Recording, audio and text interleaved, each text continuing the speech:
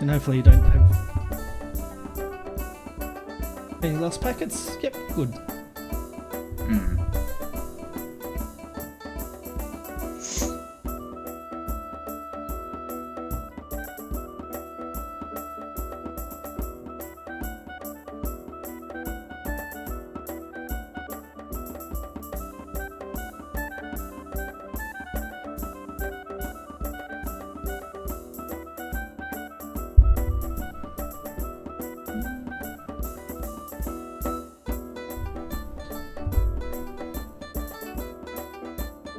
Yeah, that's good.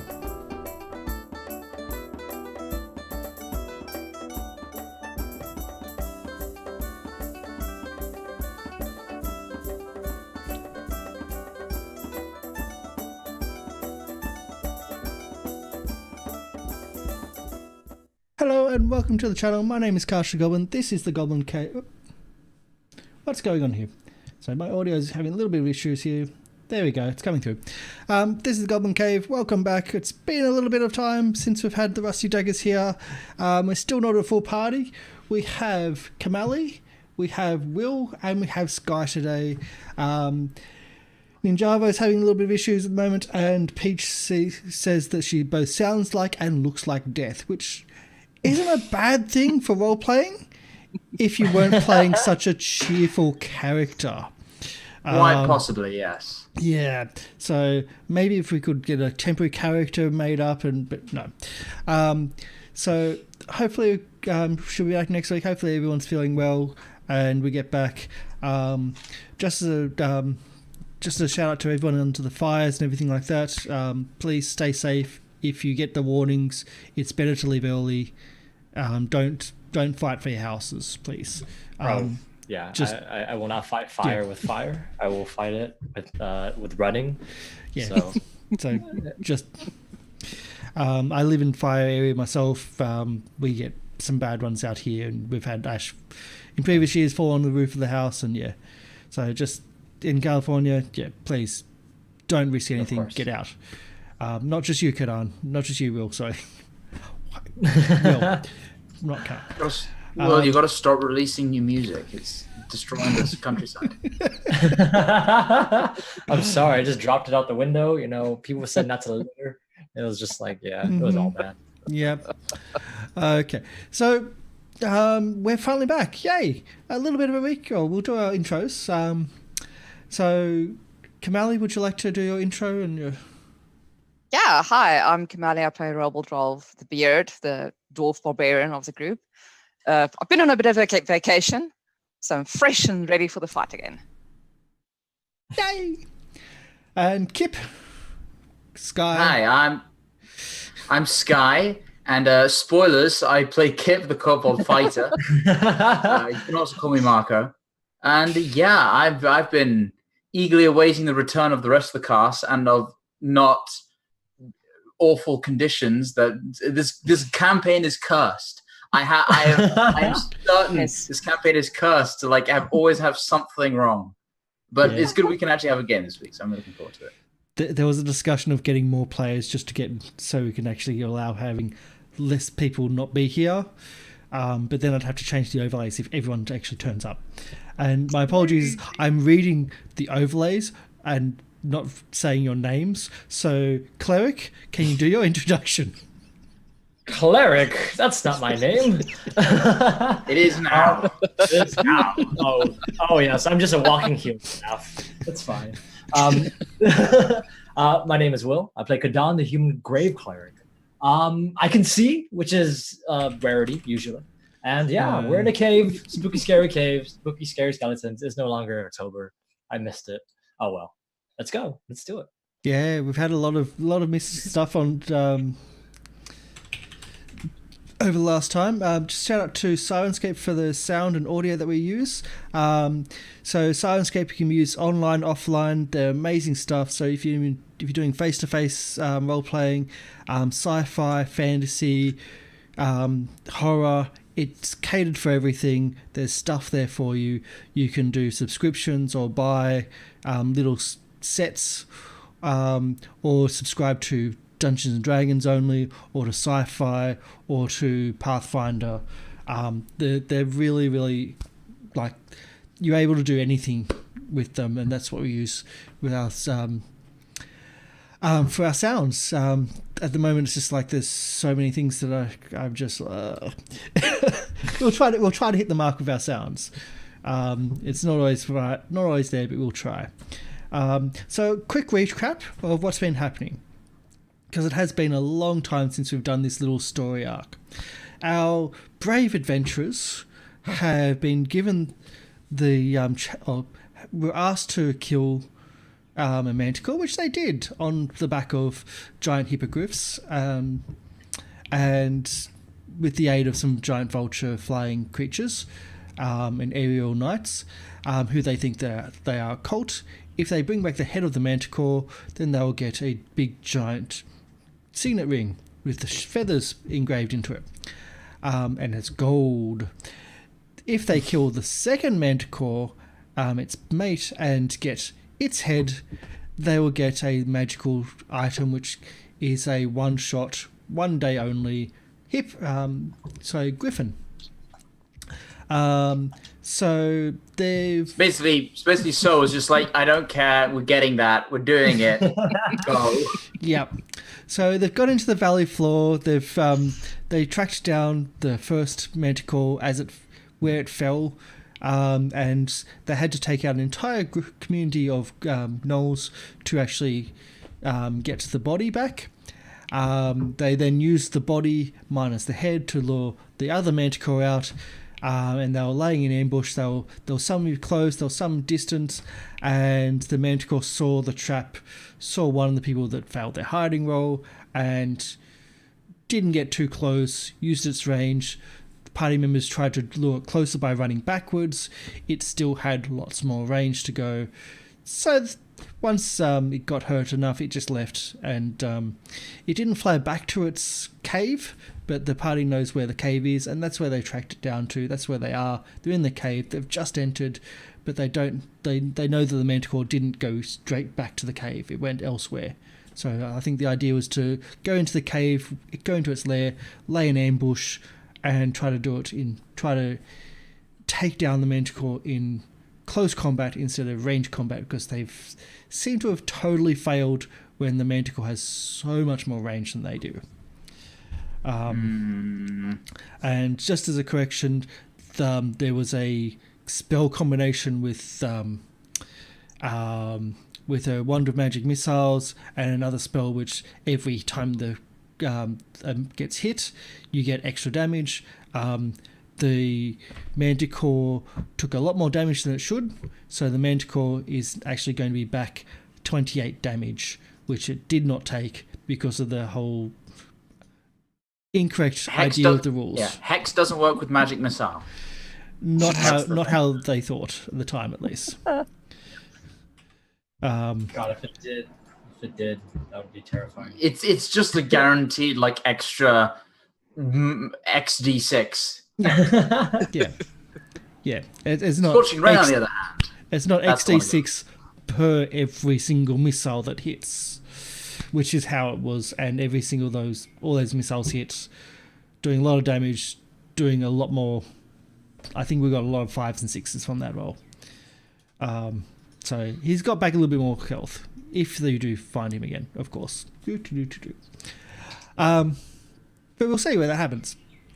So we're going to cross to our map and start our songs, our music.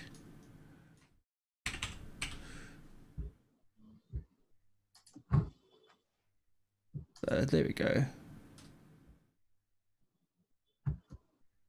There we go.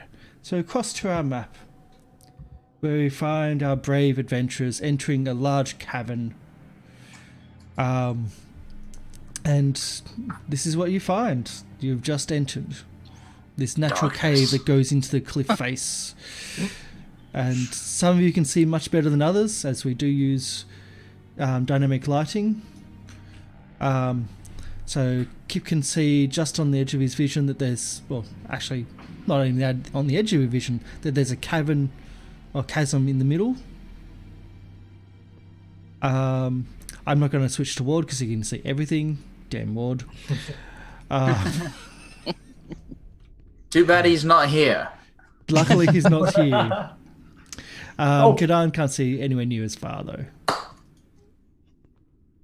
One question I have. One question. Oh, Yes. 2 questions actually. 2 questions. Which way did we enter from? Did we enter like this downwards? From right above From the you. north. From the north. Okay. Okay. All right. Sounds good. Next question. Did one of us tell us what he found inside the damn room, or like is that just still like in the air? He was Oh, yeah, here. he did. I think he did. did. What was He it again? did. And I've forgotten. It's been a while. It was. It's Fine. something. It was important.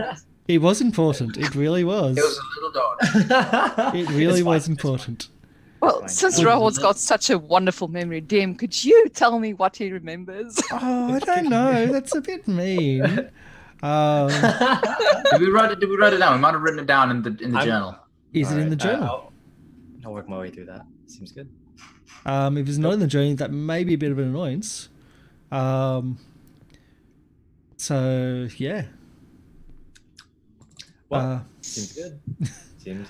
I'll check perfectly his. fine. I'll check his sheet to see if I wrote it in his sheet, or I may just opened up a sheet for him.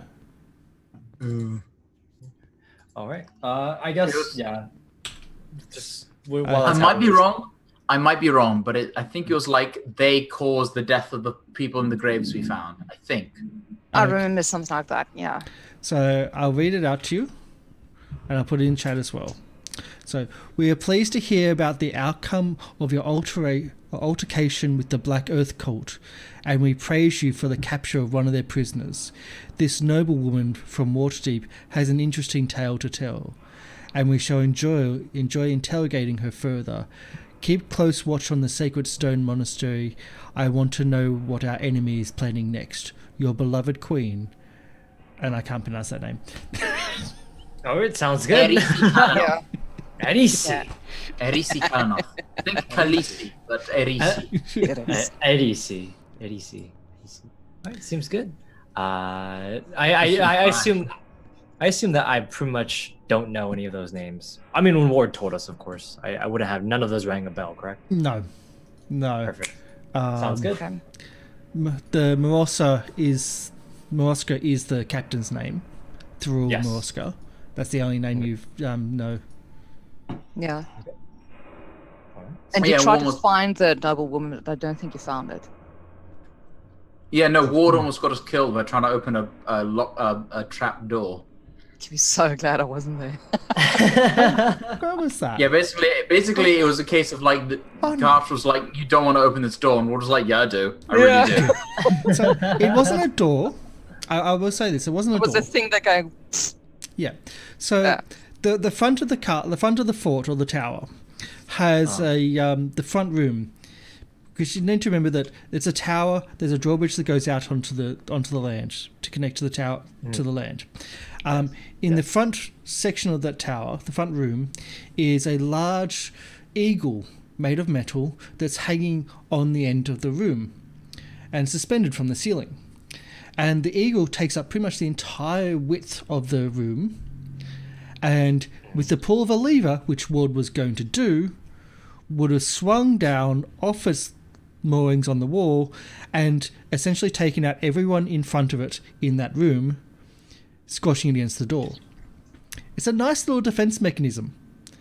He was going to pull it on the guards. Sounds like what Ward would do, for sure. Which would have just started a full-on combat. Okay. Yeah. So it was explained to him, don't pull the lever. Really, do not pull the lever. Do not pull lever. Yeah. Yeah. So I had to write it down just in case. Yeah.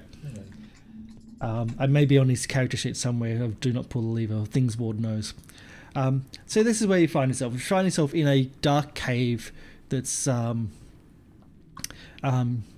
that's in the cliff face, halfway up the side of the mountain, which you could get to. And you know this is where the Manticore's lair is.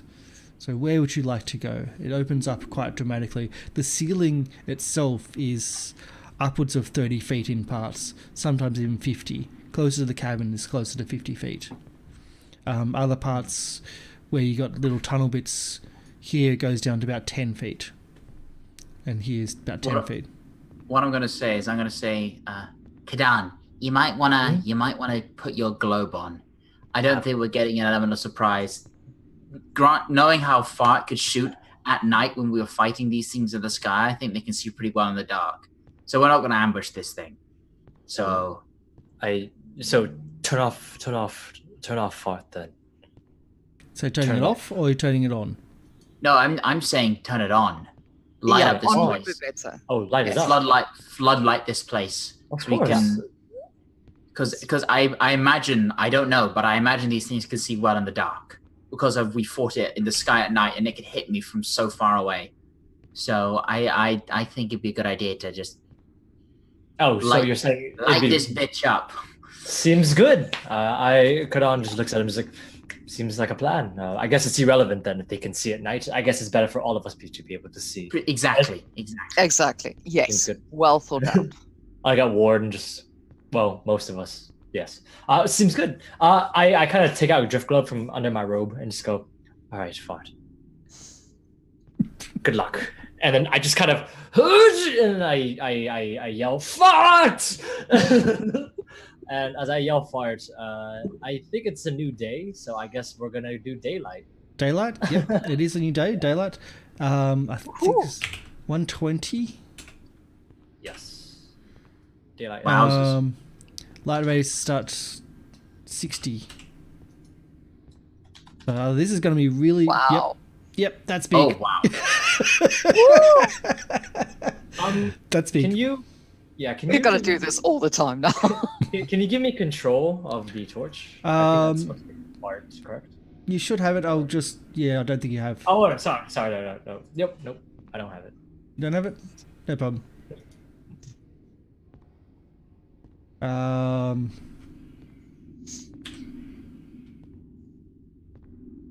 Do we actually name a token fart or drift globe? I can name it. Seems good. I mean, I could just use like, oh, that's not. Oh my god. What? Nope. What's that?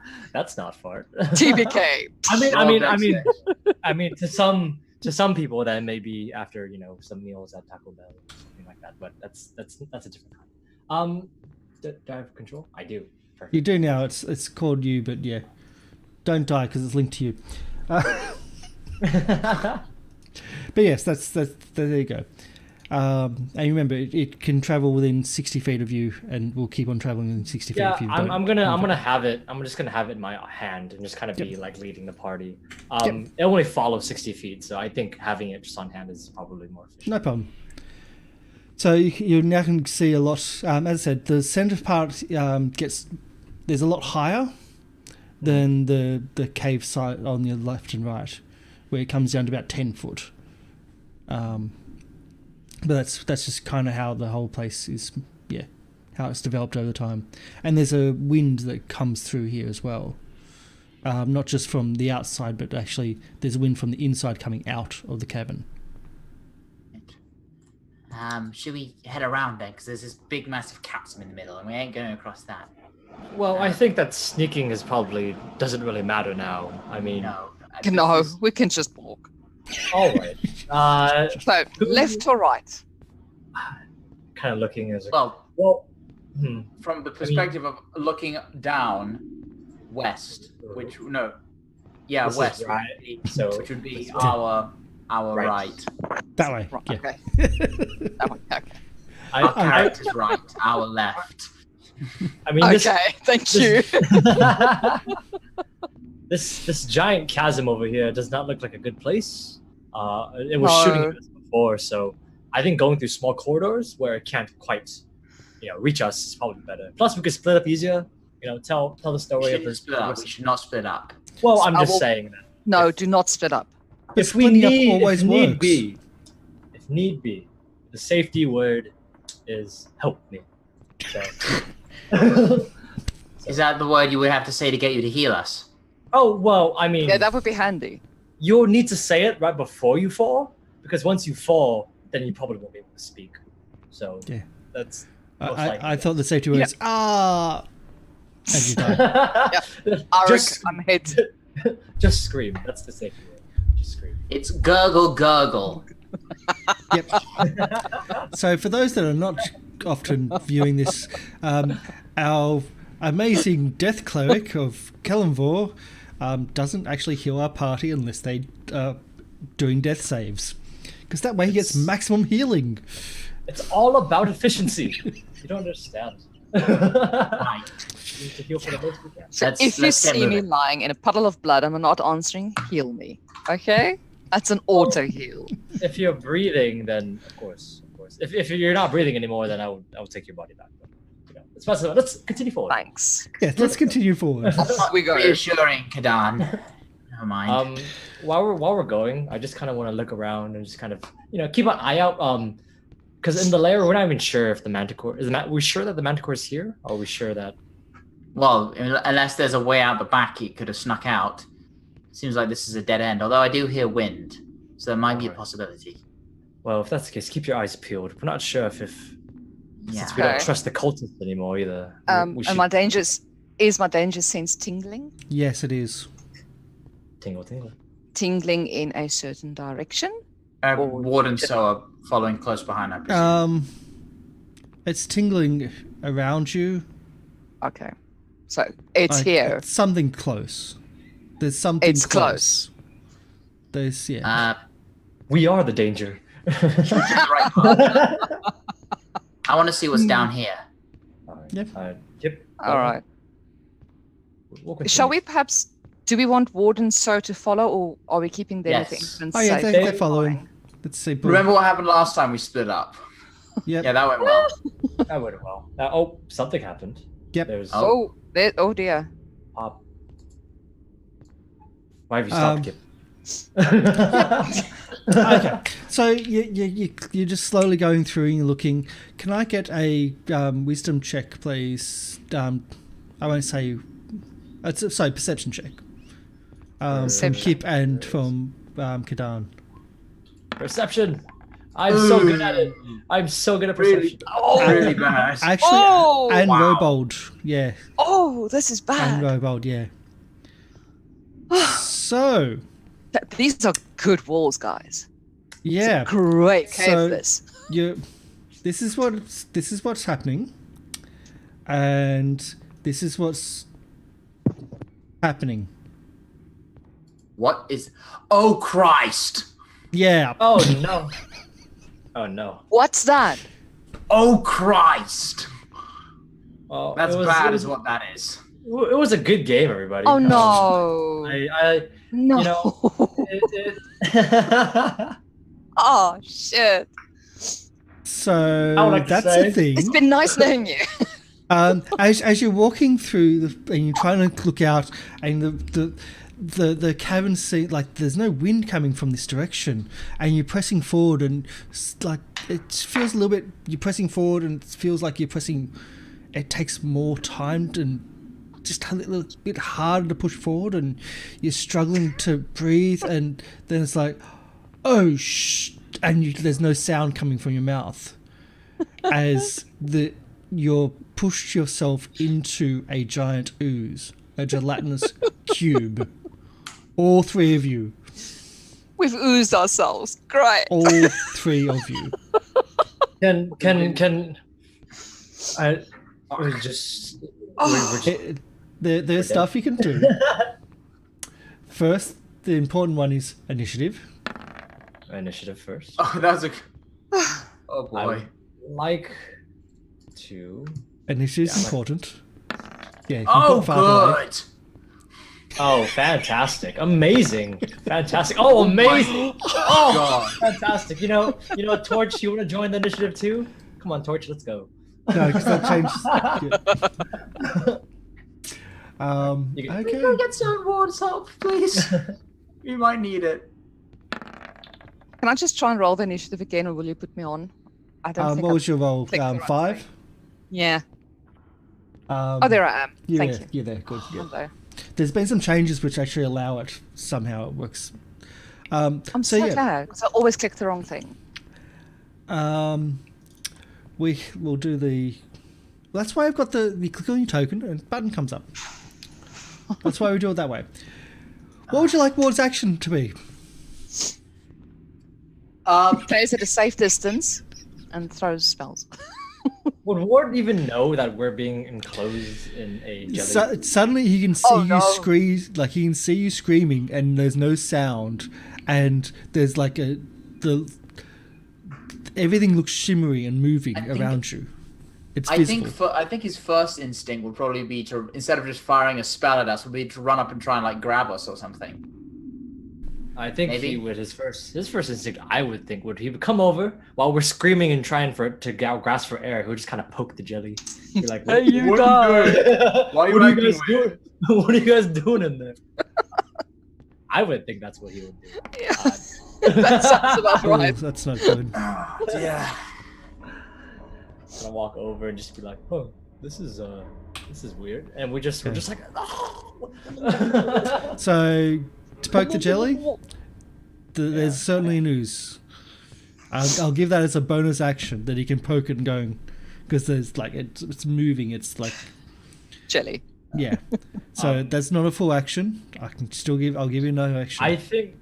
I think he would go in and try to grab out Robold or whoever's closest to him. That would try be to, Robold. Yeah. Pull him out.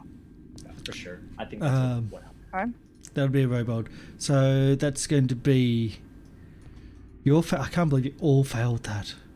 Yeah, I know, right? Magnificently. Who needs a natural one? I rolled a 5. 5 plus 6 is 11. all Yeah. 2 1s actually. Technically. So a DC strength check. Okay. Strength check. But it's him doing it for you. It's okay, he's a strong boy. You hope. Yeah, he's strong. Strength. 15. He pulls you out. Oh, good. So you're now out. That's his action. That was gross. It was disgusting. It ruined my beard. Why is that on? Bless is no longer on. Just check if you've got Bless on your character sheets, guys. I don't. I don't. Okay. It was on for last week. Nope. Bless there. It's gone. Okay, all good. Done. So, is there? What would you like So to do? She'd probably fire an arrow. It's so hard to think what So would do. Yeah. She's just a wild card. I don't know what she'll do. I imagine she'd see the ooze dripping off Robold and go, ew, not going anywhere near that. Ew, Not is even gross. remotely. Yeah. Okay. Yeah, I think she would just kind of shoot from far away. And hide. I think so. Most likely. 23 certainly hits. 6 points of damage. Did she get sneak attack? There's nothing attacking it. There's nothing flank. Oh, Well, all of us are in it. well, that's not Robold's really. next. Robold and Ward are next to it. Yeah. Okay, I'll do sneak attack. Thank you. Please. Thank you, merciful Jesus. Merciful God, thank you. There you go. It's an extra 6. And now you get to see how much that damage does. 12 points of damage. Alright, seems good. I You- don't see the red bar getting any lesser. Exactly. Oh, Christ. Have you got other characters ready, guys? I do. You're supposed to see these things. And she moves back and Yeah.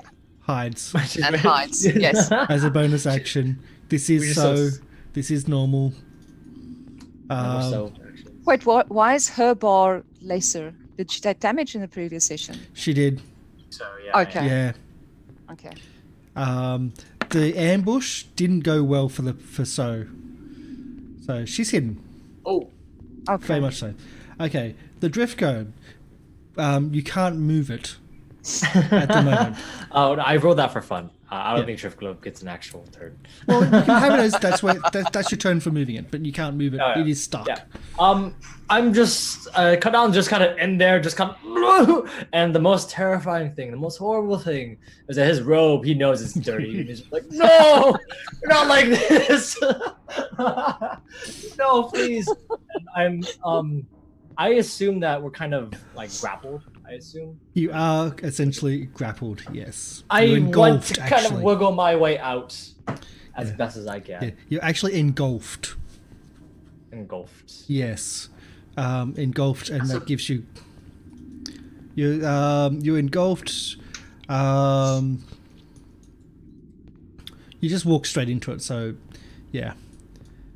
Okay. Strength check to escape. Strength to escape. Athletics or just flat strength? I mean, it's the same thing. It doesn't really matter. Yeah. I'm gonna fail anyways. It's all good. Hey, You passed. that's a good roll. Try to grab the wall. Yeah, you passed. You're out. No, no, please, no. And I look back at Kip. It's like just Starting to just, like, float. look at him. It's like I just silently think, man, it's probably good for his skin. It's probably good Yeah. for his skin. You can feel. Karan, you can feel the breeze again on this side. Yeah, look, and I just kind of move closer toward him. I move closer towards Kip, and I just kind of stick out my hand, and then in my turn, I assume that getting out is an action. Yep. So, Yep, it is.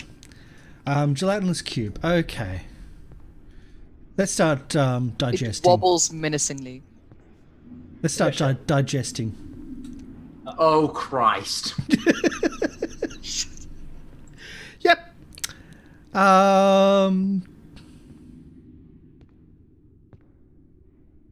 Yeah, I'm not going to do that. That's mean. I can give you 3 death fails right now. Like, interesting.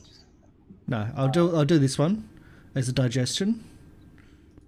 And that is a pseudopod reaches out and tries to lash at Ward. And then he's also going to do some digestion on Kip. So, attack hits.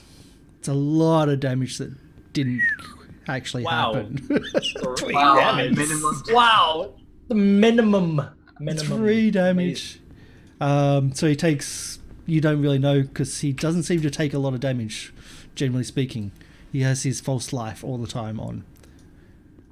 Makes sense. But he also does digestion, and that's going to be a lot more damage on Kip. Oh boy. On the upside, you will have advantage on getting out because you've got an arm there to hold, to grab, to pull you. Okay, that's good. Yeah. Grab me, Kip. Yeah. Grab me. And that's its go. Oh wait, I don't. How much damage did I take? 13. Oh. Yeah, A lot. it's a big one. It's a big one. Oh boy. That's a lot. Yep. So, and there's something else that happened. There we go.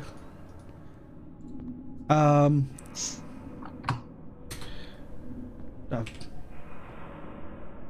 And you feel like something's moving behind you, and you can turn around and see that there's actually... Oops. Another one coming up behind you. Oh my god. Yep. And so's going, guys, behind. Run. And Kip, you have advantage on this roll. I would like to get out. Yeah. So what is this? A strength. An acrobatics check, perhaps? I would like to backflip into the cube. It's actually a strength check. It's not an acrobatics. Athletics. It's a strength. Oh, So it's not an boy, athletics. please, It's come on. strength. Grab my hand. Yes. Okay. Oh, good. Pulled out. Just like, Shall we Then- run? Yeah. Can I would like to use my bonus action to use second wind. and heal myself. Good idea. Well done. Come on. It's a Oh, lot- that was. Oh my god! I got it all back. Oh my Nice. god, this is max Nice. healing. All Wow. and that's pretty much it. Yay! Thank Thank you very much. Yep. And yeah, I'm gonna move away there. Yep.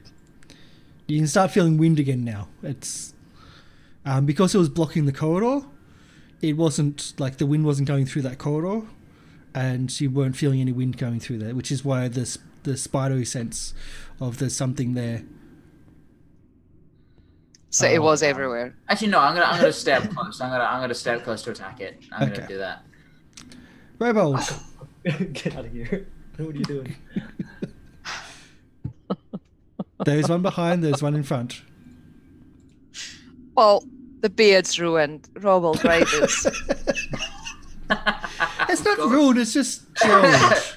No, it's a thing. I rage. It's gelled. How dare it attack my beard? Look at it. Look at no. Okay. One less rage and I attack. Yep. Which one? The one in front of me. I have not hurt the one behind me. I don't care about the one behind me. Nice. 10 points of damage, slashing. Okay, it doesn't have immunities. Just checking. Okay, but out of character, we do need to run. Bro, what are you doing? You Someone gotta get out drag of me here. away. So 10 points of damage does that. Yes. Any movement or bonus actions or abilities? I don't think I have abilities. Wait, where's my character? Ooh, I know one of your abilities is to fly. I can't not while I'm raging. Yep. So no magic while raging. So it's either barbarian or sorcerer at Yep, this sure. stage. For now. Now. I can't use. No, that would be silly. To use my shield to kind of shove it. That would be stupid. And You shove just it go- into me. You guys go. Yeah, no, that's it for me. Yeah. But I will move to them Okay. because Because of stuff. stuff. What would you like Ward to do? Grab me how and many run? spell slots have you got? How many spell slots does he have? Yeah. I think he's got all of them. If he's got. But his Alright, if spells he's are got all- Armor of Agathis, Hex, Shield, and False Life. That's All right. If he's got all of them, he's gonna bonus action hex the one in front, Yep. and then attack it with his great axe with frost duty. Frost duty. He said Yeah, that's duty. the one. That's my dog in winter. Why in winter? I don't know, get that, but okay. So it's hexed and attacks with Frostbane. That was it. Frostbane, as in his axe. His two-handed. just- Glacier's edge. You're close. Yeah, Glacier's Edge. I don't know why I thought Frostbane. What's Frostbane? Because he's got frostbite. Glacier. Oh yeah, Glacier's Edge, two-handed. Yeah. Well, that's useful. Oh, very. Yay! Oh man. Plus A D6. 12 and a 1. Fantastic. So that's what, 18, 19 damage? Yep. Yep. Oh, the 9 hex. Plus Yeah, the hex. That was the hex. No, That's D6. that was the crit. I'm not seeing a d6. Oh, it's gone to me anyway. Okay. It's on my screen. You got a 6 for the D6. Okay. That's what I'm saying. 18, 19 points of damage. Oh, very nice. Why are we not seeing that? That's weird. This is how I did it. Okay. I'll unclick that. Sure. So yeah, so it's getting there slowly. Yeah, there's But another it's, one. behind us. guys, it's not dying. How do you kill globs? Shoot it. Keep shooting. Two robots. Ah! And so says she shoot it as she does so. So I'll just click on sneak attack and do it this way. Yep, that's done. That's a hit plus 13 damage. Slowly but surely. Yeah, you're under halfway. Yeah. Kadan? Oh, sorry. That's still in there. Yeah, It is still in there. It's stuck in there. If it's still in there, I'm grabbing it. I'm just gonna grab it, please. Drift Club. Looking at the cube, I'm gonna look at it and just see if it's. I see it's riddled with arrows, obviously. The arrows are actually stuck into it, and they're just like inside the cube. So Just you chunks of So- just jelly all along the walls, I assume. it doesn't even look like jelly. It just looks like in right in front of you, there's arrows sticking in midair, like frozen there, and slowly moving every now and then, and that's what the cube is. It's translucent. You can see through perfectly. Your drift globe, you can physically try and pull it, and there's this resistance, and it's also moving up and down, which it wouldn't usually. And the light emanating from it's a bit weird, but If that's the case, then I'm just gonna reach in and grab Drift Globe. I'm just gonna like, all right, I don't know what this is, but I don't like it. And I'm just gonna reach in, grab it, and just pull it out. okay. Any checks needed? Anything like that, or is it just? I'll give it's still a strength check because you still got to pull it out. Okay, seems good. And with your mental control of having it work with you, I'll give you advantage of that Ooh, because you're alright. you're also willing it to move magically out, and you're also trying to physically pull it out. So yes, you did pass. and just kind of, and just like, oh, Pop. easy. I'm just gonna kind of like, I'm gonna put it in my hand, just kind of like look at this wall of goop, and seeing it just full of arrows, and just like, I look at Kip and I was like, all right, I think we should go. I don't think this is a good place to be. I'm just gonna kind of start walking away. Okay, so that's an attack of opportunity. Seems fine. I mean, I assume that I think it's just a wall of jelly of some kind. I've never seen a gelatinous cube before. Not many people have. 16 does not hit. My armor class is 17. Damn, I thought that was a good hit. I thought that was that legitimate. would have been a lot of damage. Yeah. That would have been a lot. As I just kind of walk away, I just kind of like, oh, what's this? And just go whoosh, straight past my hair. I'm just like, whoa. It's not benign. Good, gonna kill it. Not benign. All right, Kip, good luck. And I just kind of go behind Kip. Except you're like still right there, able to be hit because I'm really short. Okay, so the parties here is 50-50, up or south.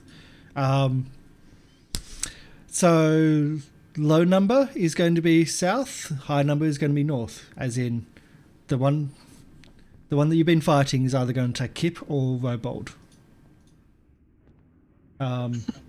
So we'll roll. Move Tonolder out of here. We'll do it nicely. We'll do. Oh, what happened to D100s? We'll do a D20. Here we go.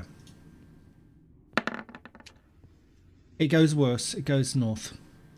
So, Robold, can you do a... It's going to try to move towards you.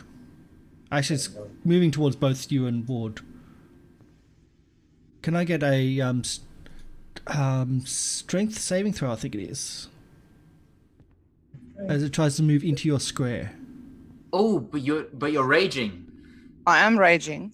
Have an advantage. I do have advantage. Yeah. No, why do I have advantage? I only you're get raging. half. Yeah. Oh, Raging, you have a- Raging, So- you have advantage on strength Yeah. checks and saving throws. So I strength check. forgot. Thank you. Strength check, please. As it's trying to push It's through saving, you. yeah. Yep. Strength saving. Yes. You move back 5 foot. Okay. And as he also is doing the same for Illican. Do I get an attack of opportunity? You do. I will gladly take that. Should not have moved. Wait, let's make sure I don't still have And- advantage. Oh no, I would have advantage because of pack tactics. Yay! Yep. Ha! 7 points of damage. 7 points of damage. That's but something. But then the other one does the same thing. So the same saves, please.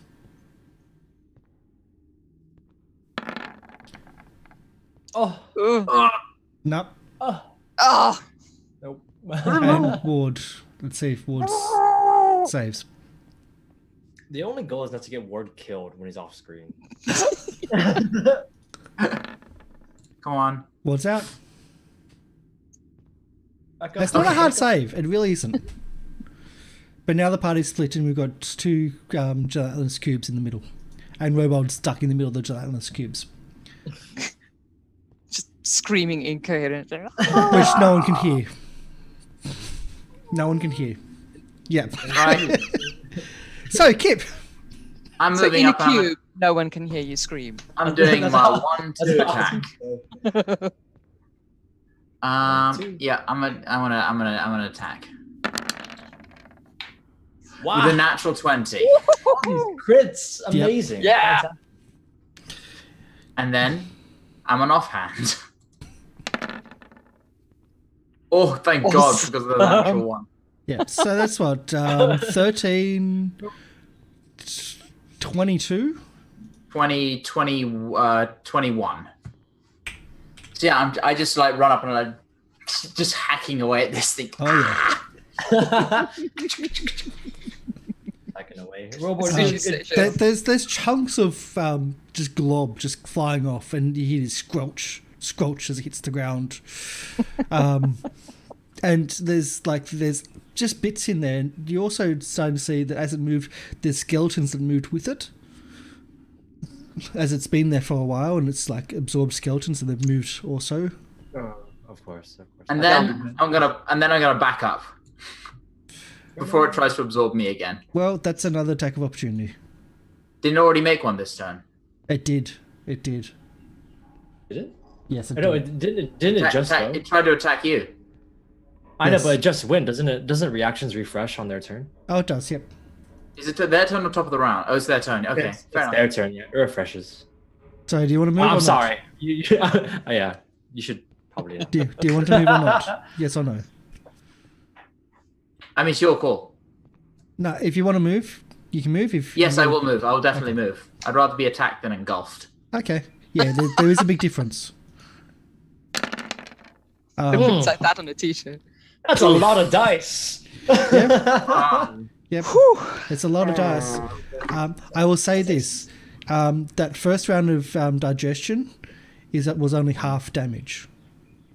Oh, Yeah, the pseudopod attacks is half damage of what the full engulf digestion is. You don't want to be Oh inside. dear. Oh Well, dear. that just means we gotta get Robot out of there. You do not want to get inside. It was just starting to eat at you. As it takes a little bit to get up and running. So, any other movement? Oh yeah. yeah. I'm just being safe. I'm going to go an extra little bit. Yep. Okay. Robold, would Oh, you like to excuse me. try to get out? You do have advantage on your strength checks. Yes, I would like to get out because the skeletons are touching the beard. It's making things worse. I'm not happy. Got Oh, out. yeah. Yes. I'm out. You're out. Be there. Okay. Just walking- And then I walking attack. out like- Where's the thing there? Oh, wow. 17 Wow, damage. Nice. But it is the first one. First hit at its head. Yeah. Fresh. Yeah, that's true. Anything else? Can I? Yep. Can I disengage? And You've go attacked. backwards? I've never disengaged before, so I'm not sure how. You think that takes an action? Yeah. Action. I don't have an action. It's, All right, it's just I'm good. rogues that can do it as a bonus. Yeah. Okay. Rogues and goblins. Okay, I'm fine. Yep, no problem. Ward moves his hex. It's not dead yet. He can't attack. Oh, he can only move it when it's dead, isn't it? Yep. Oh yeah. But he can't attack that because it's blocking. Yeah. That's I okay. mean, it's fine. Run, Ward, run. Yeah, run so you can save Robold. I think he's gonna pull. He's gonna run and pull Robold out. Robold Okay. out. And yeah, I'd be down with that. yeah. He pushes Robold behind him and goes full defensive. Oh, no, don't push Ward behind you. No, It's not the heroic sacrifices. well, which one? He's just gonna run back and What- attack again. Yeah. Yeah, no. you are, aren't you? Okay, he'll just do the 4 attacks then. He'll just do 4 attacks. He can't use his magic missile either because it's been used. Yeah. Can't we just move him slightly backwards first and then have him do attacks? Then he can't attack. Ah, okay. Okay. And there's attack of opportunity as well if he moves. Oh, yeah. okay. All right. It's either full in or full out in this circumstance. And unfortunately, it's full in. Okay, Ward, 2-handed weapon, Glacier's Edge. What's this Shadow Blade? So you got- I think that's a spell. Weapon that he's been saving. You can create a magic sword which lasts up until. No, that's a spell. Yeah. Second level spell, 2d8 psychic damage. Oh no, it's also got thrown and. No, don't worry. We need to save it for the Manticore, I think. Yep. Yeah. Oh no, it's also concentration, so he'd lose hex. Yep. Glacier's Eggs. So I've used that before. Ooh. Does that hit? Oh, Yes, it does. They're not. They're just big blobs of massive moving nothing. You didn't realize that I actually rolled quite high initiative. I rolled quite high initiative and still ended up with 8. So does her sneak attack. Still from hiding.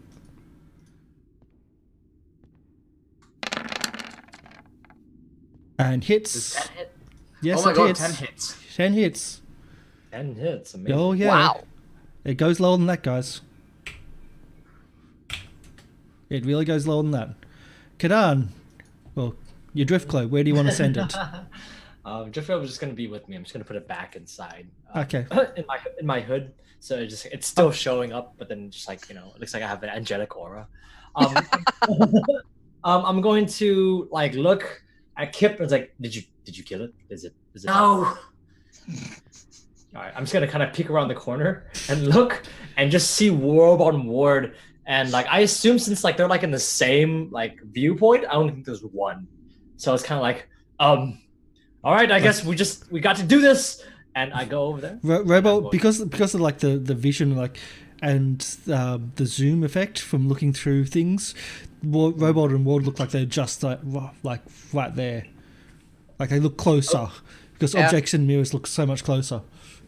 I still see it though.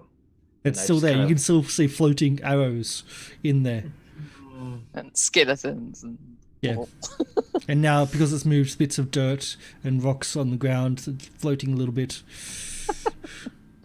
I think we need to conserve the best we can.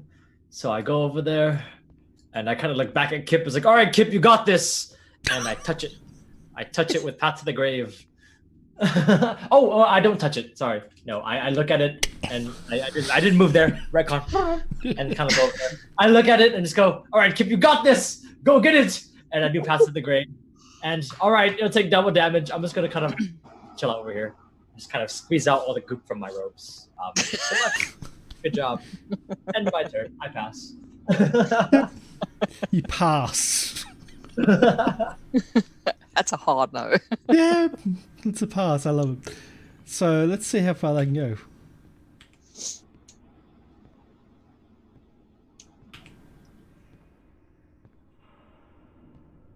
Ooh. Just Uh-oh. within range. Oh, Just I should move farther. Just within range. Jet. Again, saving throws. Don't have advantage. Oh well, sorry. That's a pass though. Seems good. Uh, Just comes over. When it comes over, I'm just like, oh, and just kind of back. ooh.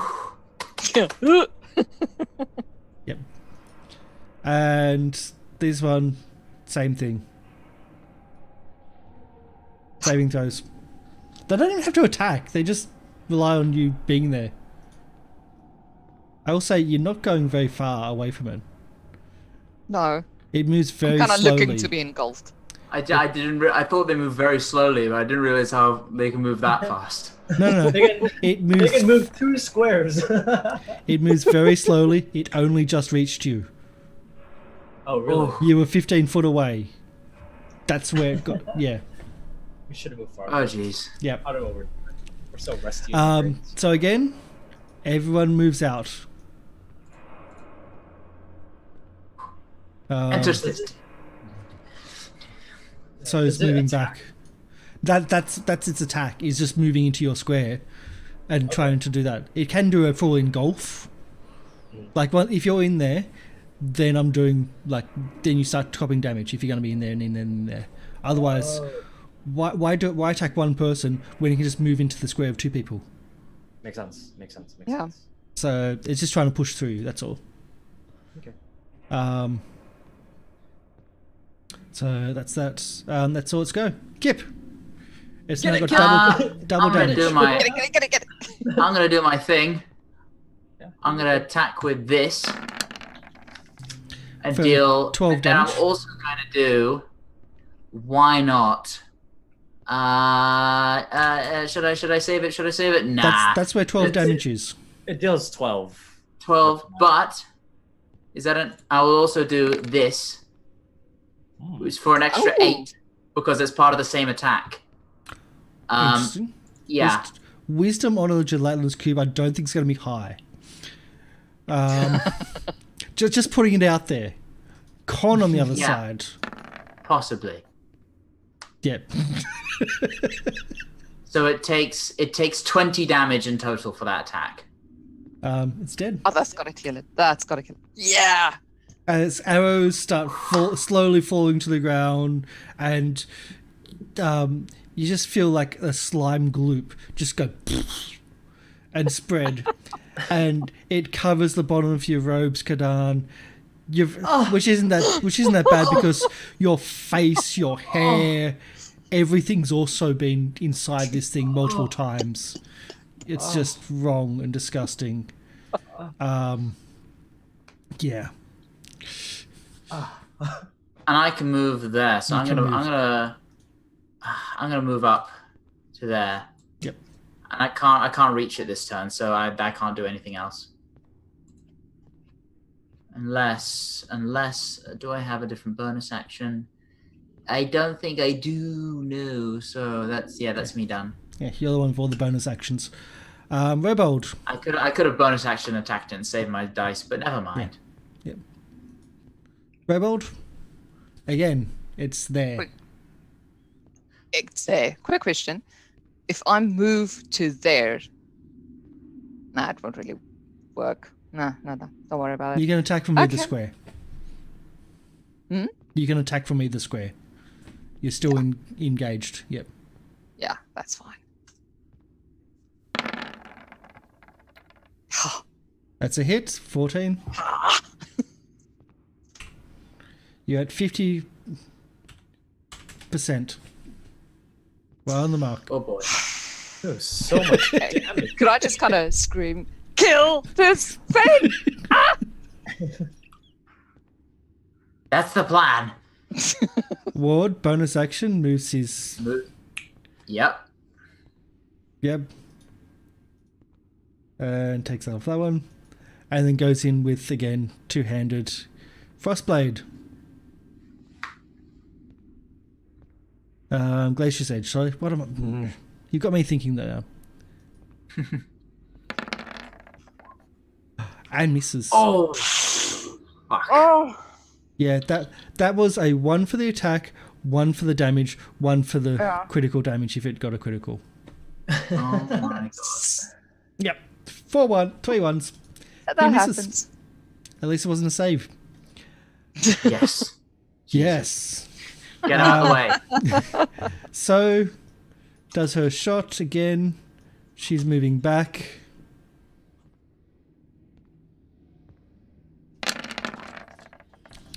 And that's what's 13. 13, yeah. Math is hard. Past halfway. Kadan? All right, so seeing that the slime wall just kind of fell down in front of me, I'm just gonna look at, and I'm just gonna very, very carefully walk around it. 1, 2, 3, and then 4. Kind of jump over, and then seeing that there's another slime wall over there, I'm just like, oh well, there's 2. I'm just Can kind of I get an athletics check, please? For your jump? The enemies of cleanliness Yeah. need to be cleansed. And I just kind of look over there, cast Toll the Dead. Let's do it. All right. Bong. I don't think it's. I don't think it's very wise. Oh, 2 damage. Oh, oh my god. Yep. That's a bad one. Oh, bad. Oh, it's He success. He passed! So no damage. Yep. That was a 17 on the pass, too. 2 would have been better than 0, but 0 is Yep. still okay. Yep. Just too distracted. Just too distracted from all this goop all over me. Yep. Yeah, I pass. Again, he's going to try to move. Because it's the easiest way of doing it. At least you guys have got good strength. Yeah, Yeah. so glad. And you've got advantage because you've got the you're raging. Rage. Pass and Ward just passed. Oh my god, it's only a 13. Okay. Yeah. You only got 13, but that's a just. We'll pull out. And that's its go. Kip. Right. Excuse me. Run up. Slice, slice. Slice and dice. Do what I do best. Wait, I'm gonna make sure I've got it. What, look cute in doll's clothing. It's a cheap shot. Oh, critical. Oh my god, another crit. Nice. 14. I love pack tactics. 14, 24. 24. That's tasty. There you go. That's very tasty. It's almost there. It's almost there. Come on. And I'm gonna dip down. Actually, no, I'm gonna stay. I'm gonna stay. Okay. Just checking. Robold? Well, no surprise. Whack. Thwack. Hits. Okay. And Is it dead? Exactly. Yes! Exactly onto the Yeah, other. We killed Goop! you Robot has been rolling so well. Jeez. Over 10 damage Wow. every time. Guys, I told you, don't touch the beard. Yeah. And don't soak Never the beard in gelatinous cubes. No. I swear, I think it so takes one of these hits, she's just down. She's got hit points. She's got 14 hit points. Ward's only got 16. Oh jeez. Yeah. But Ward's got these temporaries. Every Yeah, hour which he gets helps. new temporaries. It's crazy. Yeah. So you've just taken off 2 gelatinous cubes. Again, once it's dead, it just sploshes everywhere. And just, yeah, it's really icky to go through. Is my danger sense still tingling? Your danger sense has gone down quite a bit. You were Okay. so close to where it was. But you think there's still just danger in the like, cabin. Ah, god, it's still like acid under my scales. Mm-hmm. Ah. Oh god, what was that? It has ruined my beard. Let's go kill the other thing. I just I just kind of bend down I grab a little bit of the ooze, and then I take out my water skin, and they also take out my soap, and I just kind of like see if it washes out of my robe. Just a little bit of water, just like. Is it going, or is it? It does require soap. It requires soap to neutralize the acidity. I just as it kind of washes out a little bit with soap, I'm just like, oh. I just kind of yell back to the group, "It's all right. It's all right. All it needs is soap. That's all it needs." It's burning. And healing spells. Yeah, all it needs is soap. It's all right. Quick question. Since I haven't been here for a while, are the spell slots in my spell list accurate, or are they not accurate? They possibly I are. have 3 then 2, but I'm pretty sure I may have used some spells before, because I know did we take a long rest after the nulls, or did we not? Yes. Yes. We went back. And Okay. then All right, sounds good. Then if that's the case, then yeah, 3-2. It's still good. Yeah, all good. Sounds good. So yeah, you've Should taken be- out 2 if you're gelatinous third level, it cubes. should be 4-2. It's 3-2 because use bless. I saw. Oh, in the you've chat. already, you Yeah. used bless, right? Yeah. Yeah. Yep. Okay. Sounds good. It was useful. Mhm. You've taken out 2 gelatinous cubes. Well done. That was 200. Bless you. As Robert walks past Kadan, we just sort of take the goop and splashes it over him again. I just kind of like have any of you ever seen such an unholy creature? Is that some kind of fiend? This is disgusting. My divine sense isn't sensitive at all. Oh God! You could barely even see it. We just walked literally right into it. We literally just walked right Walked into right it. into it. So, well, I had this feeling something was wrong, but hey, we were in a cave looking for a manticore. Who knew a gelatinous goop would try and eat us? I had thought that I was looking out for like people or things, but I didn't think that such a creature existed. It's just gross. It's Is there- disgusting. Quick question: was there a stream nearby? Because I want to. There is a river. There is a river, but yeah. I asked. This is the manticore has to clean itself. Is- I'm pretty sure it has a bathroom. Is taking care of this magic lore of the utmost priority, or do we have time? So calls out, yes, of course it is. We need the griffin. Do we have time? I would think that maybe a little bit of a break, a mental fatigue is going to set on if we, continue to do this. You barely took a scratch from that. I have That was- taken a lot of mental damage here. You don't understand the meaning. It's burning It beneath sucked my me up scales. Still. 4 times. It- You barely have a little bit of goop. It's in places I can't even describe to you at this moment. Please don't even try. I don't. No. You don't want to know. Fine. I really don't. Fine. Then if that's the case, then fine. Let's get this magical murder dealt with or whatever, and right afterwards we're going to the bathhouse, get a nice bath, and we're not gonna lunch. Oh, I'm just gonna that walk would be away. so great. You guys really aren't cut out for dirty work, are you? It just That's usually what we pay other people to do, and we just get Exactly. rewards. You literally are a mercenary. This is your job. What do you mean? Pay other people to do your job for you? Well, blood is one thing. There's honor in spilling someone else's blood, but goop? I did not sign up for that. Robot and I have you just listen to Robot. He makes total sense. You don't just makes exactly. It makes sense. It makes sense. And I just kind of look back. I am not one for spilling blood, but I'm not a mercenary. Okay, I am kneecaps are adventurer. about your thing, isn't it? I joined this place to be an adventurer.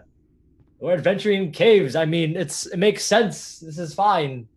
But if I knew that if I knew that there was going to be things like this, I would probably have just I would wait for a while. I would have made sure that I brought extra robes, but I only have one Everyone- on me. Keep your damn eyes open in case we run into something like that again. Yes. Of course. And as we sort of keep going, I'm just going to be like, I'm going to be vigilant now. I'm going to be like really keeping an eye out. Looking only for goo. Yep. So as you get out of that section, that side section, the roof again, it goes up higher. So it's about 20, 30 feet now. As you can see in front of you down here, there's a little bit of a drop where it'll extend, like the floor itself drops down about 10 foot and the roof goes up again another 10 foot. So that's where the highest points in the cavern is. And you can see what looks to be crates, broken open crates in the center, and you can see old remnants of bodies near the crates as well. Oh, this is... Let's go look. Yep. We have to at least put those bodies to rest. Yeah. Oops, that was... Yeah, bodies to rest. Mm-hmm. Oh, also, I would also have prayed for the skeletons that I saw inside the cube. Yep. They suffered a fate worse than death. So continue. Okay. I'm going to have my crossbow out and ready. Yep. Just like scanning everywhere. Yeah.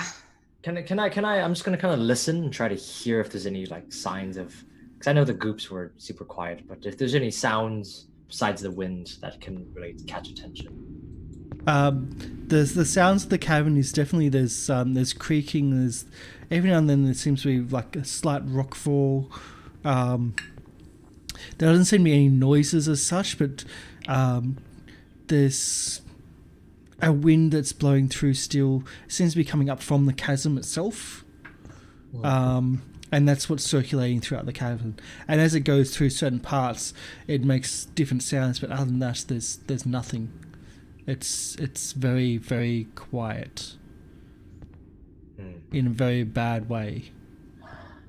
What's my Which is what I'm Stranger Things saying. doing? It's too quiet. Yeah. Oh, that's there's no sound. It's a There's- bit too quiet. There's nothing here that you can see. Even as you can see, the bodies look ahead of you. They look like they've been dead for quite some time. They are not fresh at all. They're not even. They're not full bodies, but they're like bits of skeletons spread out. The bodies inside the actual gelatinous cubes were full bodies, but this looks like it's been ripped apart and torn. Definitely looks like a manticore victim, but how old? It's been a long time. What do you bet that thing is waiting in the chasm? Quite possibly. I'm going to go check on the body. Before I do go, though, I'm going to just quickly, just for safety, use Eyes of the Grave to see if there's any undead around me, or is anything like that. Yep. I will add, I want to loot the bodies before So does, but not yet.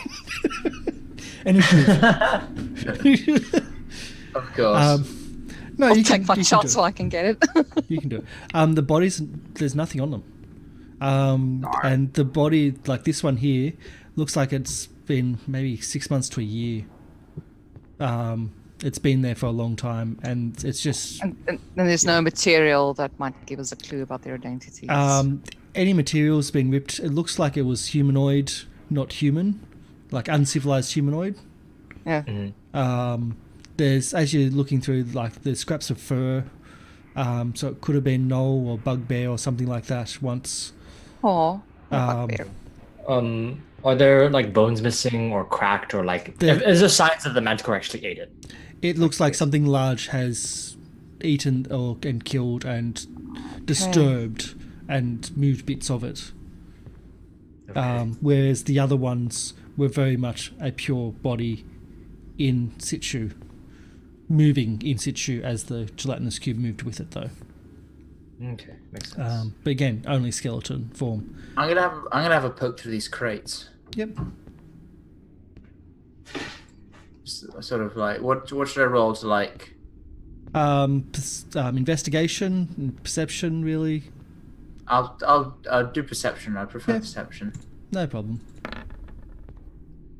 Ooh, Okay. nice. 21. So as you're looking through the crates, you're highly aware of what's going on, highly aware of things around you, as bingo. The guess was right, yes. It was There sitting. you are. Told ya. Yeah. He didn't want to lure you back to his lair, but you still came to his lair. Her lair, I should say. He's Don't killing. make a difference. Yeah.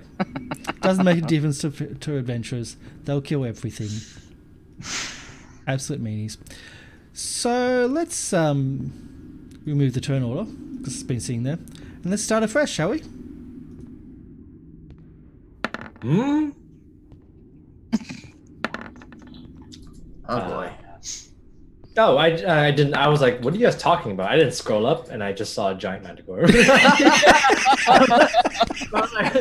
What That's a little bit better. I was like, "What was in the crate? What are you Oh, talking yeah. about?" Oh, You said bingo. I was like, "Oh, we must have found something like this." And I scrolled up. I was like, "Oh, Oh. Ah. yeah. Makes sense. I see.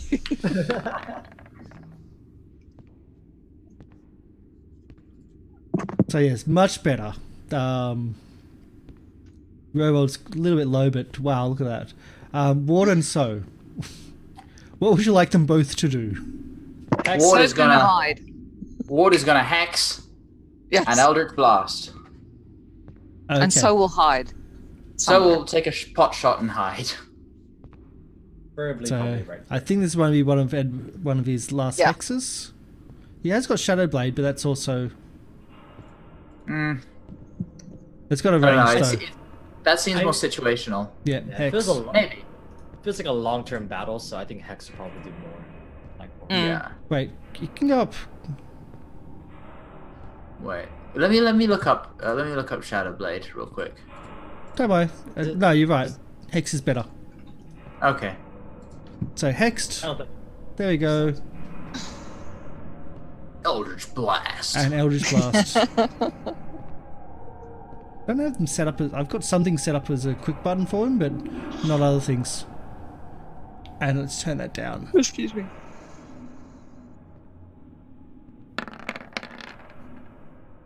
Oh, 1. Oh wow. 1 point of damage.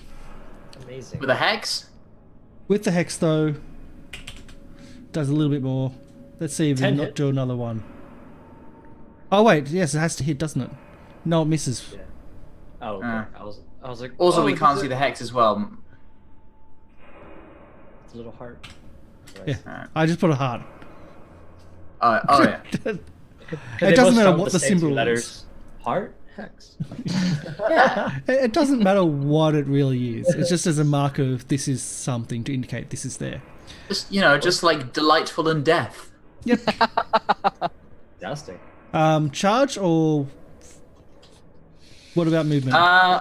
Ward would Hang definitely charge, but he should Would he? definitely hang back. I think Ward would just be like, "Oh, let's just do this," and he would run in. But knowing Jarvo would probably go back, but Ward the character probably run. Us, And I then would say- if we was to run towards the chasm, That would I'd be probably bad say, no, idea. stay back. Yes. Yeah. Okay, so I think stay it'd be a where he bad is. if he tries to move forward, me and Kip are just gonna be like, "Oh, no, don't, no, Okay, gravity bad." so gravity bat, yep. So Sode won't get a sneak attack, but she'll shoot and then try to do a hide. So take up sneak attack. There we go.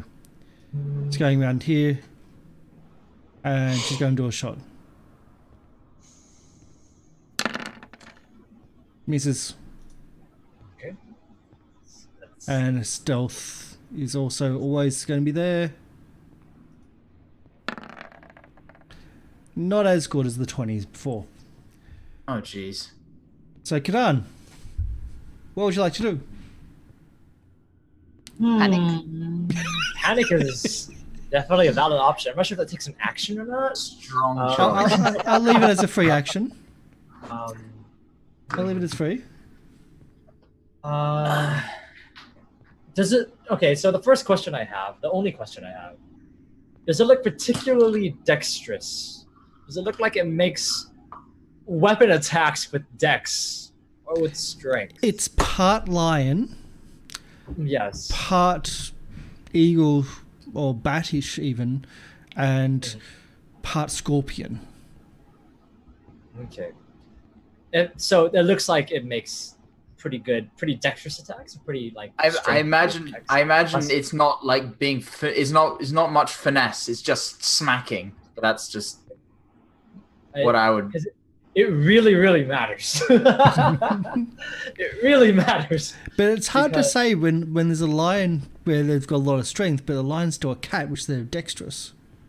All right, I guess we're just gonna see how it goes. Yeah. I'm gonna look at it. I'm like, all right, everyone, I'm bored of bless. It's time to do this. And I cast Ray of Enfeeblement. Let's just do it. And just Ooh. from my hand, ha! I'm just gonna shoot it out from. Like I'm gonna have fart in my hand. Just go, just go through the light and just all over. So target deals only half damage with weapon attacks that use strength. Yeah. Oh, I need to make a ranged spell attack. So it's not a save, which is really weird. I've never actually seen a thing that does this without a save. Yeah, that's interesting. I'm just gonna do guiding bolt, but it's just gonna be for this. Yep, that's no problem. You really want to hit. Come on. Like you really want to Come hit. on. Come on. You really want to hit. Oh no! I would like to use my inspiration. I'm just kidding. I have to call it before. You do. You do have to call it before. You really need to remember that. Yeah. You missed. You have inspiration. I think everyone has. Most people have at most times. Yes. Okay. Yes. Like, All right. So. I usually give it out randomly. It's, oh yeah, by the way, have it. So I don't know.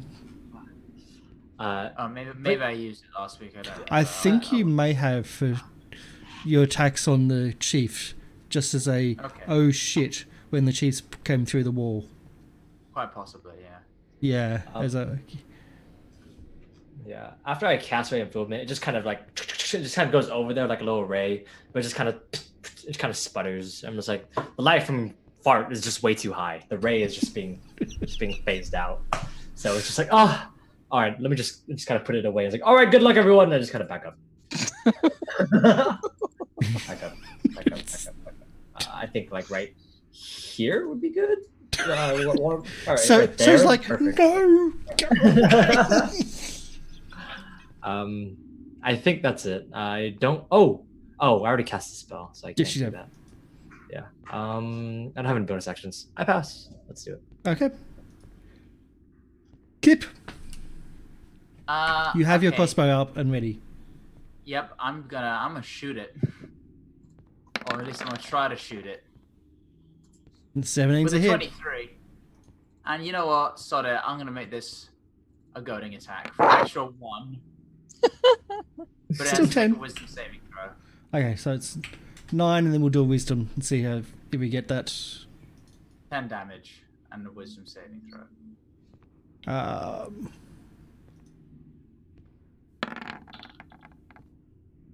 No, you're the Yeah. target. Yep. And I'm gonna run back behind this pillar. Again, so it's like, go away! Yep. Go away! Great. You know I'm it's just got... gonna go, come get me! And I run. So it just leaps up into the air.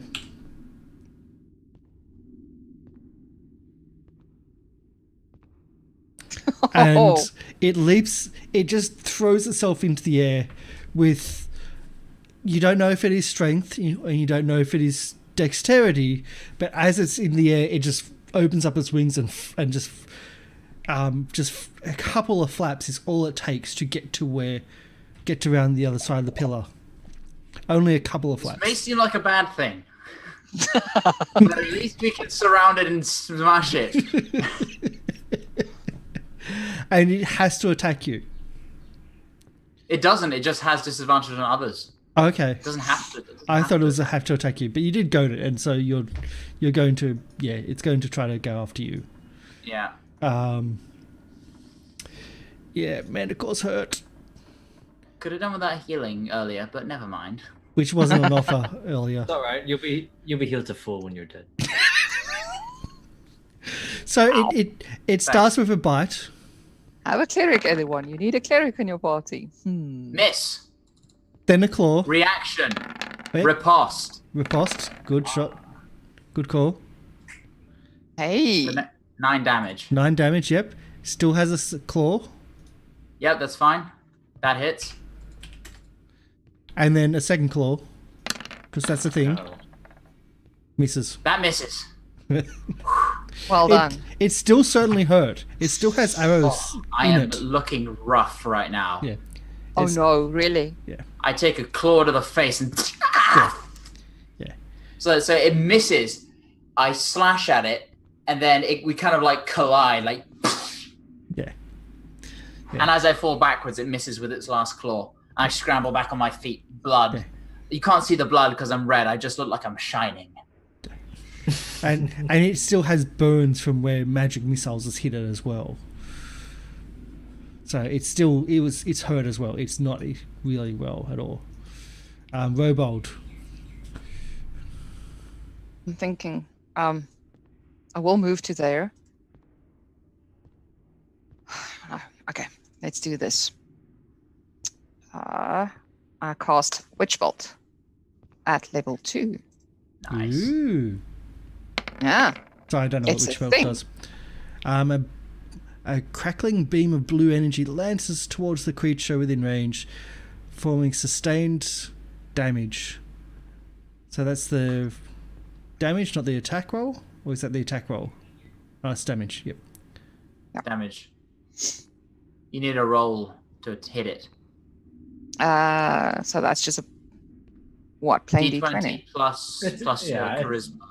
Yeah, it's a D20 plus. Yeah, it's a D20 plus your spellcasting modifier, which is on your spellcasting spell attack bonus. That's It'll 5. be All right. charisma plus 2. So So Well, these are just amazing. yeah. That's So amazing. would you like to describe your crackling beam of blue energy lancing towards something not You know what? the Not creature? really. As it lances towards the pillar everybody is hiding behind. A gob of goop slides up over my eyes, and it just goes. Shit. As the pillar is now no longer connected to the ceiling. And there's rubble and dirt everywhere, and So's now clearly visible, and Kip's also clearly visible. I still have my bonus action, You right? still have your bonus action and/or movement.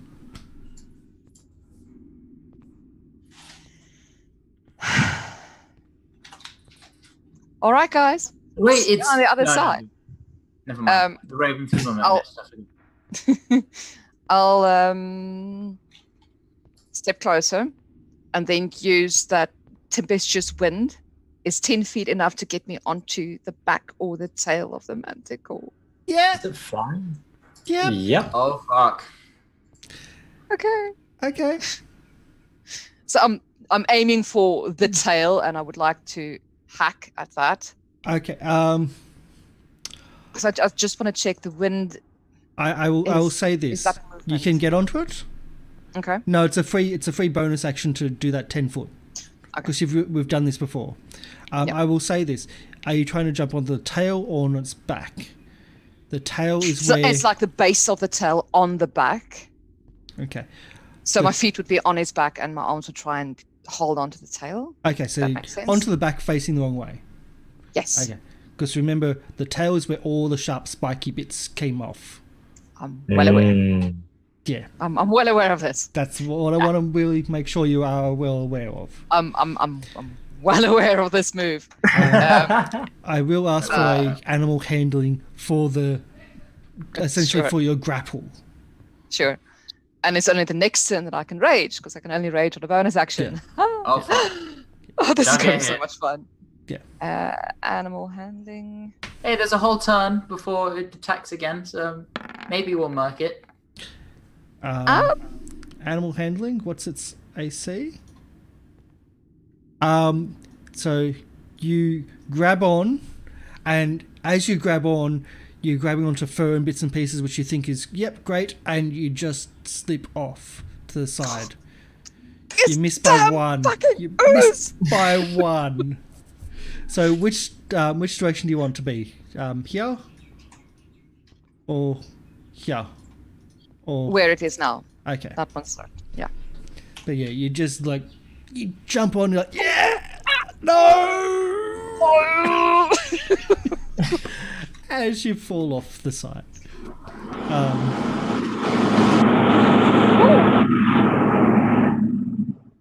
That was a What big was that? noise. Was Are that you the fire in California? You okay there? Classy. Okay, get out now. Ward, he has hex on it, so he goes into attack. You He see, does- I've Yep. used all my good points on the gelatinous cubes. you did. It's fine. You did. It's fine. All right. Okay. Glacier's Edge, two-handed, hits 7 damage with hex, which is already on it. 9 total. Oh boy. Yeah. And so, she's just like, guys! And she moves and tries to hide again. Because everyone Of just course. went to her hiding spot. Thank you very much. Much better. Ooh. Oh, wow. And she does a bow shot. With sneak attack should be there. Okay, Ooh. sneak attack didn't come out. 13's a miss anyway. Ah, fine. And that's those two. Kadan or Kip. It's either one. You can go first. Oh, actually, it depends on what you're gonna do, Kip. I mean, we can't really strategize in the middle of battle, but I know what I'm gonna do. I'm gonna attack it like I usually do. So I'm gonna do main for 10, Hits. offhand for 5, and then okay, never mind. That was off the first one. That was off the first one. So yeah, I just, as it sort of starts to bear down on me, I just jump up and stab both of my scimitars into the roof of its mouth.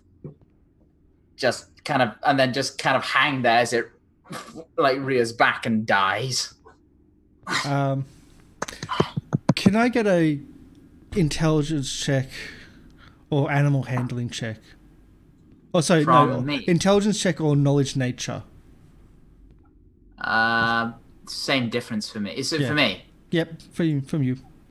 All right, same difference. Okay. Ooh, 19. The prize was for his head. You just stabbed his head. Over the top in the mouth, stabbed his head. It's fine. It's, you know, we can. I can Still sew a that one. back together. That's nothing. I mean, it's, you know, it's gonna be a taxidermy job anyway. They can sew that up. So. And Well done. Yeah, I Well get done. to hacking his head off. Yep. Well done. So it takes a long time to hack his head off with your scimitars. I mean, It's a I'm big assuming job. others are helping. Ward Oh, will I'm probably helping. Ward and Robold with the big axes will probably do it the best. Dexterity, so I'm gonna go over to these crates. Yeah, the crates are long since looted. They may have had some food in them, which is long since rotted as well. It looks again almost a year since they've been accessed or broken. It looks like maybe the manticores moved in, took out what was in here. Again, bugbears, gnolls, something along them lines, and killed what they did, and then didn't care for the crates. Okay. I got to Kadan. I'm just like, please, if you have any mercy in you, could I get a little, just something? Coughing up blood. Seeing him coughing up blood, I look at the rest of the group. Since everyone looks pretty healthy, I look at Kip in the eyes and I say, you know, if we're taking a bit of a rest here, are you sure you need to be healed? Wow. Go fuck yourself, I'm Kadan, just and saying. I go and like collapse on the floor. Oh boy. If you change your mind, I'll be here, trying not to die. Oh, of course, just use the safety word. Don't worry. Use the safety Which is as they die. Oh boy. word. Well, Kadan's just kind of ruminating over that. Kadan's thinking about healing Kip. Don't worry, but he's just gonna investigate a little bit more first. He just kind of wants to like Okay, well, Get your priorities straight. Robold will walk over and I give you a basic healing potion. Thank you. Thank you so much. What does that heal? 2d4 plus 2. Yeah, 2d4 plus 2. 2d4 Okay, so that's something. Roll high. 2d4. Once. No. Well, 1 and 2. That's it's That's something. something. still pretty spicy. We got 5 in total. It's a little bit, but it's not much. Can I look? Well, I'll lie down. I'll peer over the edge of the chasm. Can I see anything? Can you do a perception? So it's certainly a perception roll. Okay. So even with your dark vision, you just see darkness from below. You feel a rush of wind as you actually look over. And so this is where the wind's coming into the cavern from. And it seems to come into the cavern here and come out the front door. Okay. Wait, Kadan, send your light thingy down. I little will. I just need to make sure. I kind of go down. It's kind of like if there like any like rocks like big enough to like just kind of like roll over into it, or just kind of Yes, pebbles. you can find, or even parts of the crates or anything like that if you want to. Yeah, something that I can grab. I'll just grab a crate and just kind of go over there and just kind of like throw it off and just listen. Yep. And nothing for a while. You hear a scattering as it may have hit the sides, and you can start hearing more rumbling as like debris also starts falling, and still nothing, and finally you may hear something quite a long way down. A long way down. That's a deep chasm. It's That's a deep pretty chasm. deep, I'd say. I wasn't looking when the giant thing came out. I was focusing on the body. It came out of the chasm, correct? That's where it came from. Yeah. Came out of Yeah. this. Yeah. All right. If that's the case, I just kind of get fart from like inside my robe. I'm just like, all right. And I just kiss fart. Good luck, fart. And I just kind of throw it. I just kind of like toss it in, but I make sure to cast the command word, which is fart, of course. And just as it lights, it's still been lit this whole time, but as it kind of lights, it just falls. And slowly Goes descends. Goes down. As it descends, you can see that it slowly goes down. It looks like it's a natural cavern. It's not worked stone or anything like that. At the very edge of its light, at the very furthest it goes, so it goes down 60 feet, and at another 120 feet of light on top of that, and another 60 feet of dim light. At about that time, you still can't see a floor, but you can see some caves down below, like largish. So it's a good way down. I look back at Robot. Well, if you want to look, you can go ahead and see if you can peer over. Yeah. I'm going to go and walk over to Kip because I feel bad. Really? Oh yeah. Let me waste a potion and then you go heal him. It Well was. done. I have to act like I have to act like this for a reason.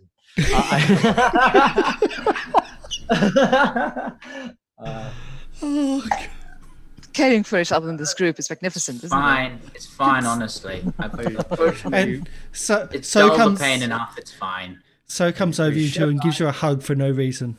You just don't know. Check your pockets. Thank you. I wait until she's no longer looking, and then I check my pockets. No, for Kadan. Kadan. Yes. No, she comes over and gives Kadan a hug because he has to act like this. That was the. You come over She's to so hug proud. me, so Yeah, she's so proud that you just like being. Yeah. Of course. I'm just putting my hands on my hips and just kind of checking my pockets really subtly. All right, seems nothing's missing. No, All she right. waits for you guys to be asleep for that one. I look at Kip and I kind of look at him and say, Kip, I don't mean to not be a good cleric or healer. I'm just saying that the only issue is that if there's something worse around these areas, if the rest of the day, it's still the beginning of the day. If we still have time to rest or time to things, I think that at least my spells could be the life of death line. It could be the difference. I'm sorry that I kind of go over at Robo and it's like, I didn't mean for it to seem that way. I do care, Kip. It's just that it's just the way I am. Fine, it's fine. Can we at least rest here a little bit before going on then? Because just a little bit. We can definitely rest. That seems good. I look around at everyone and I ask, should we rest here for maybe just catch our breath for a bit? Yes. For a short while. Yeah, good idea. While we're resting and the lights and fart's still down there, is there any way I can see that there's maybe handholds or a secret path down to the cave? There's nothing worked at all. Is there anything shiny? Is there anything shiny down there? I want to see those caves. Okay, that ain't happening. Thank you. So, guys, I think there's, and instantly Robold's danger sense picks up like, oh shit. Something's coming. Get ready. Oh, Did I have time to use hit dice? Nope. Oh, good. Oh no. Oh no, a slow moving wall. Shall we just run? Yeah. And I think we just run. the kick was that as it started sliding down the ledge, that it became a little bit more obvious to So as she noticed it. Well, I mean, there's a nice river over there. I think we should probably go. Yeah, good idea. You can outrun this thing easily. You can. We can. We don't need the XP that much. That's XP. What are you What talking is XP? This is life or death. Yeah. So you can slowly move. I'll stay close with Kip. It's not actually a run. You can outpace it just walking. It moves that slowly. It really does. Walk away. Just walk away. Just power walking away. Just walk away. So you exit the cavern without having a rest. The cool air of the late afternoon, almost evening, hits you as you're at the mouth of the cavern, and you can see out over the valley, and it's a nice peaceful sight. You can see at the end of the valley there's the spire, almost linked to the edge of the chasm, but an independent, just jutting out by itself. Then you can see the vultures and the hippogriffs circling above. You see off to the side, on the other side of the river, the lush green fields where you can see goats down below. It's a nice, peaceful, tranquil place with the gelatinous cube slowly following you and chasing you. Can we just as it's following us, just chuck spells and crossbow bolts back at it? If that's what you want to do, you can slowly outpace it, walking back, shooting. Yeah, let's do that. Is it gonna Whoosh. follow us outside the cave? No. That's the thing. You end up killing it just by your range attacks. Okay. Yeah, let's do that. But What That's- can I use with range attacks? I don't know if you've got any range attacks. Well, only magical range attacks. You got those. You got spells, don't you? Yeah. Cantrips. Or basically. Mm. No idea. But either way, you can outrange it. It's no problem. You deal. It takes a lot of damage to take it down, but again, it's so slow. Yeah. It's not going to catch you. And it's not going to do damage to you because of that slowness. But you're looking out of the valley, and it's late afternoon. It's going to take about an hour to get down the edge, down to the river, and then you've got the issue of getting around the river and whatnot, which we had issues previously. So, well, we'll just rest at the edge of the river, I think. What do you guys think? Yeah, let's find somewhere discreet where we won't be interrupted. So Yeah. I'll put you like in the other map so you can see where you are. There's not a huge amount of land on this side of the river from where the manticore lair is. So manticore lair's bottom corner. There you go. So yeah, there's not a huge amount of area on this side, and it's fairly barren. It looks like it's been mostly abandoned because who wants to be outside of Manticore's lair when they're that fierce? I mean, if the manticore is feared throughout this area, then I think we'll be safe here because no creatures are going to come and bother the manticore. No. I think we'll be safe here. We just find even maybe a little bit of cover, if something. Maybe even near since we took care, I kind of look back at where the cube was. We could just literally just rest here. How far is the entrance to the cave from the river? But that I think it was 200 yards. So it's also like up. It's also up a little bit too. So it's not ground level. It's up. If it's the river's just right there, then let's just rest here where the layer is, because I assume nothing's going to come and try to murder the manticore like we did. No, we can rest here for an hour. Only silly adventurers would do that. I'm going to go to the river and wash myself off. Kip, if you need any help, if you need medical help, I will offer my services. Don't worry, Kip. It's all right. It's all right. It's all right. And I'll join you at the river to wash off. Yeah, I would think that it'd probably be the safest to just rest at where the foot of the cave, where it is, the very entrance, because no one would come here unless they were going to come hunt the manticore. And if they do, then we're pretty much fucked. But it's fine. Yeah. And you can see on the other side of the river a manticore body, half eaten by wolves, just sitting there as bait. Take off the head of that one, right? Yes. Okay. So you've got two heads, which are both now filling up pretty much most of Ward's chest, which he carries on his back instead of a backpack. Yeah. Yeah. If that's the case, then does the rest of the party agree? Should we just rest at the foot of the cave? Yes. And whoever's going to wash off, whoever needs to wash off, can go wash off in the river, and we'll just take a break for a bit. Yeah. Just take a Yes, that's a great idea. Yeah. So, as the night goes on, you set up your camp and you do your normal bits and pieces. Oh, I was just going to do it like a short rest. Just for like it's an getting hour. close to it's late afternoon. Is what I'm saying. Yeah, we might as well do a long rest. Because you've had an eventful day of getting to here, and like yesterday you attacked the Knoll village. Just in pretty much at nightfall. If we're setting up camp, I just kind of like secretly just go, "Get better, Kip," and I cast Healing Word.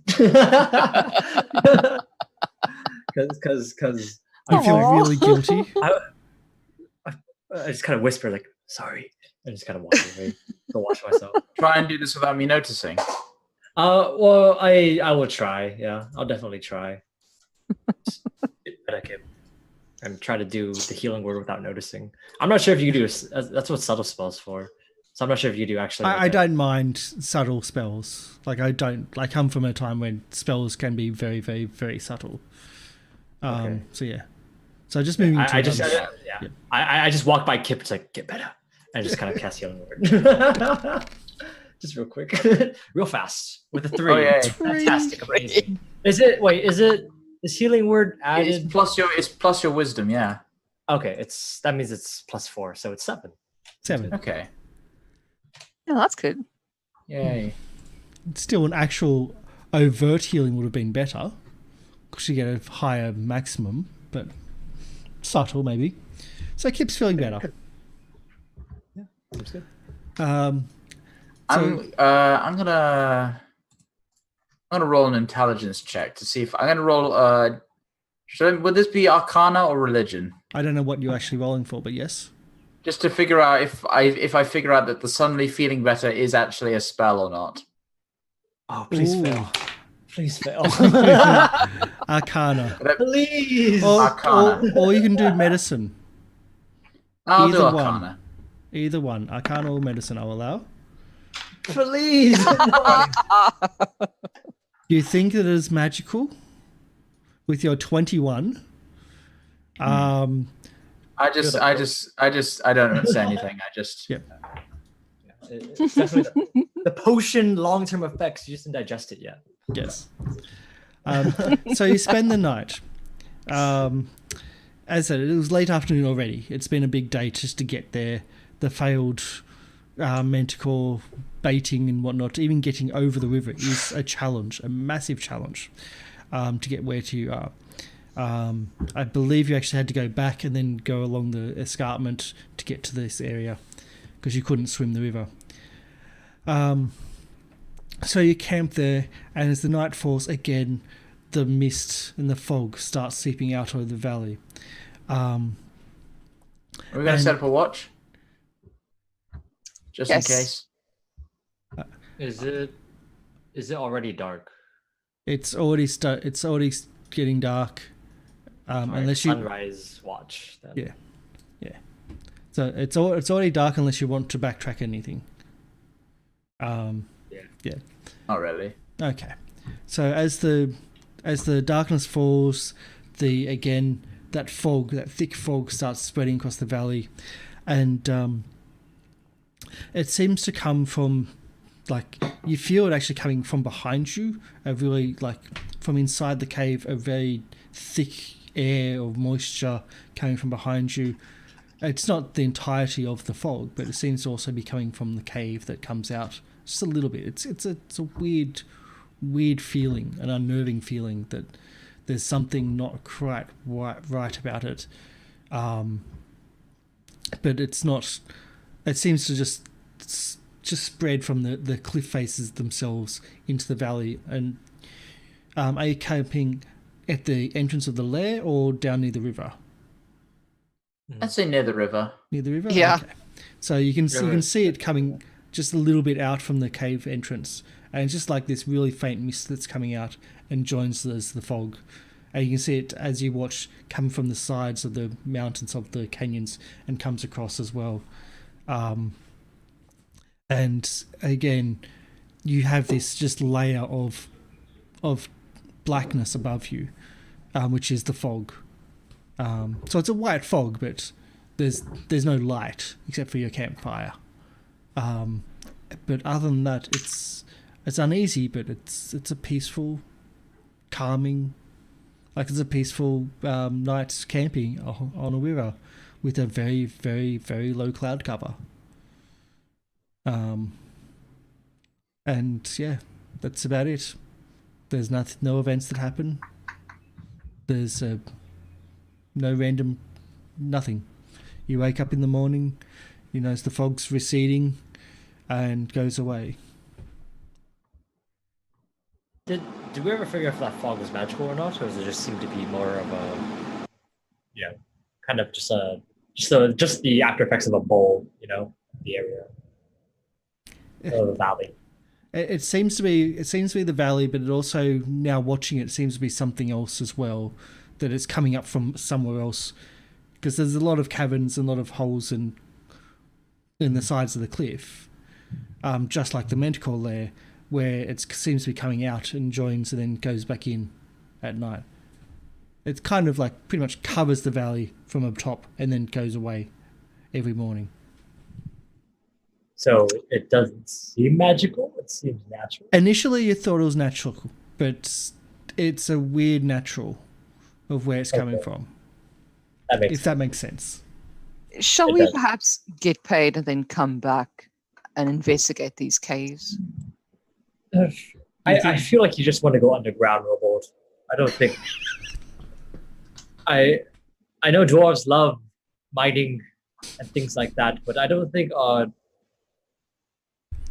work really is necessary to go down inside. Yeah, I mean, Sure. Is there any reason other than curiosity? Yes. Why are these so-called knights so interested in these caves? Because I don't think they were just interested in the Manticore. I think they were dispatched as to get rid of this Manticore to get into these caves. I mean, there was the Earth cult. The Earth cult that they mentioned in the letter. I mean, that too. Earth cults might like to live underground in cave systems. Well, that's a logical assumption. I would agree with you there. I will also say that the Arakocra children did say that the Manticores were the kings of the valley as the biggest aerial beasts, and they wanted to usurp that with their own aerial power. That was also mentioned. I mean, but I don't think they'll just stop there. Robot, if you really think that there's actually merit to going underground and trying to figure out exactly what's happening, I would say that we do have the time. I mean, we never said when we were going to go back to try and, cash in our prize and just kind of get so. I mean, we still have a bit of time before, So gets antsy. And so says, but I it's do fresh. think it's worth a try. Or we could send So and Ward back to them, get their payment, and they'll meet us back here at the caves, or it's been dangerous. get our bodies. It has been dangerous in the valley. That's true. No, we need to keep them safe. Yeah. I don't think splitting up is a good idea. That's never a good idea. You're essentially giving me two characters to kill off when the two players are not here. Yeah. Okay. We'll safe. send those guys back to do with that in the dangerous dungeon. That's okay. No. I do feel there's perhaps merit in investigating. What's the worst that could happen when we don't find anything? We die. Well, yeah, that's not definitely not the worst. What do you Not a say? bad way to go. You As know that long as it's- we don't find any more goops, I'll be good. If there's more groups in the cave, I veto We this whole project. No, if there's any, Yeah, I'll if agree there's with that. any in there, I would veto this whole thing. I There's, think that's there's almost certainly more where that came from, if not worse. then The worst is fine. there is no worse. Seen, we just use our ranged attacks and walk away and kill it at a distance. So as long as we see it in time, we're I fine. know, what if we find a fast goop? Can you Yeah, handle a fast goop? That goop over there was a wall That's just and goop. more of a square. If there's a goop that's more of a circle and rolls, it's going to be much faster. You can't outrun that. That's a truly horrifying thought. Okay, we go in. If we find a circular goop, we run. We can just go. It's fine, and then we don't investigate further. Is that a If you deal? find a circular goop, I don't It'll think be that's- too late. It'll No, be too we late. won't. We'll, I'll Exactly. sense it way before then. I'm sorry. I'm just like, can someone please invent the gelatinous Circular sphere? Blah. not the gelatinous cube, but the And then gelatinous it'll sphere. bounce like a ball. Because a sphere can roll. Great, thanks. You just gave our team an idea. I will say, I have seen a gigantuan gelatinous cube before. That is a thing. I've seen that as in a D&D module. No, it's a don't thing. work against me here. I'm trying to get them in. No, I'm just saying. Look, I will also say that it was over 200 feet down. It's a long way down. There was no Yeah, I know. handholds. There was no work. The chances are low that we'll go there, but I'm hoping maybe we potluck find the right cavern that will lead us somewhere. Yeah. I mean, I'm just saying that that's going to be very hard for that cavern there. In the morning, are you heading back to the Feathergale Spire? If it's totally up to you guys. If Robot wants to actually like finish exploring that cavern, because we just left pretty, immediately. Yeah. But not We're the just still- Manticore cavern, one of the other ones that he said is visible. Oh, one of the other ones. Yes. Yeah. Whoa. Mm. That's the risk. Wasn't really planning on an Underdark campaign, but we won't go that far. No, no. Nice. I mean, Kip, you're used to caves, right? You can navigate. Somewhat, yeah. I would say that we should probably kind of look back at the spire all the way over there. It's like, I mean, we didn't promise them a time. If you really want to do this, Robot, we can spend maybe a day doing it.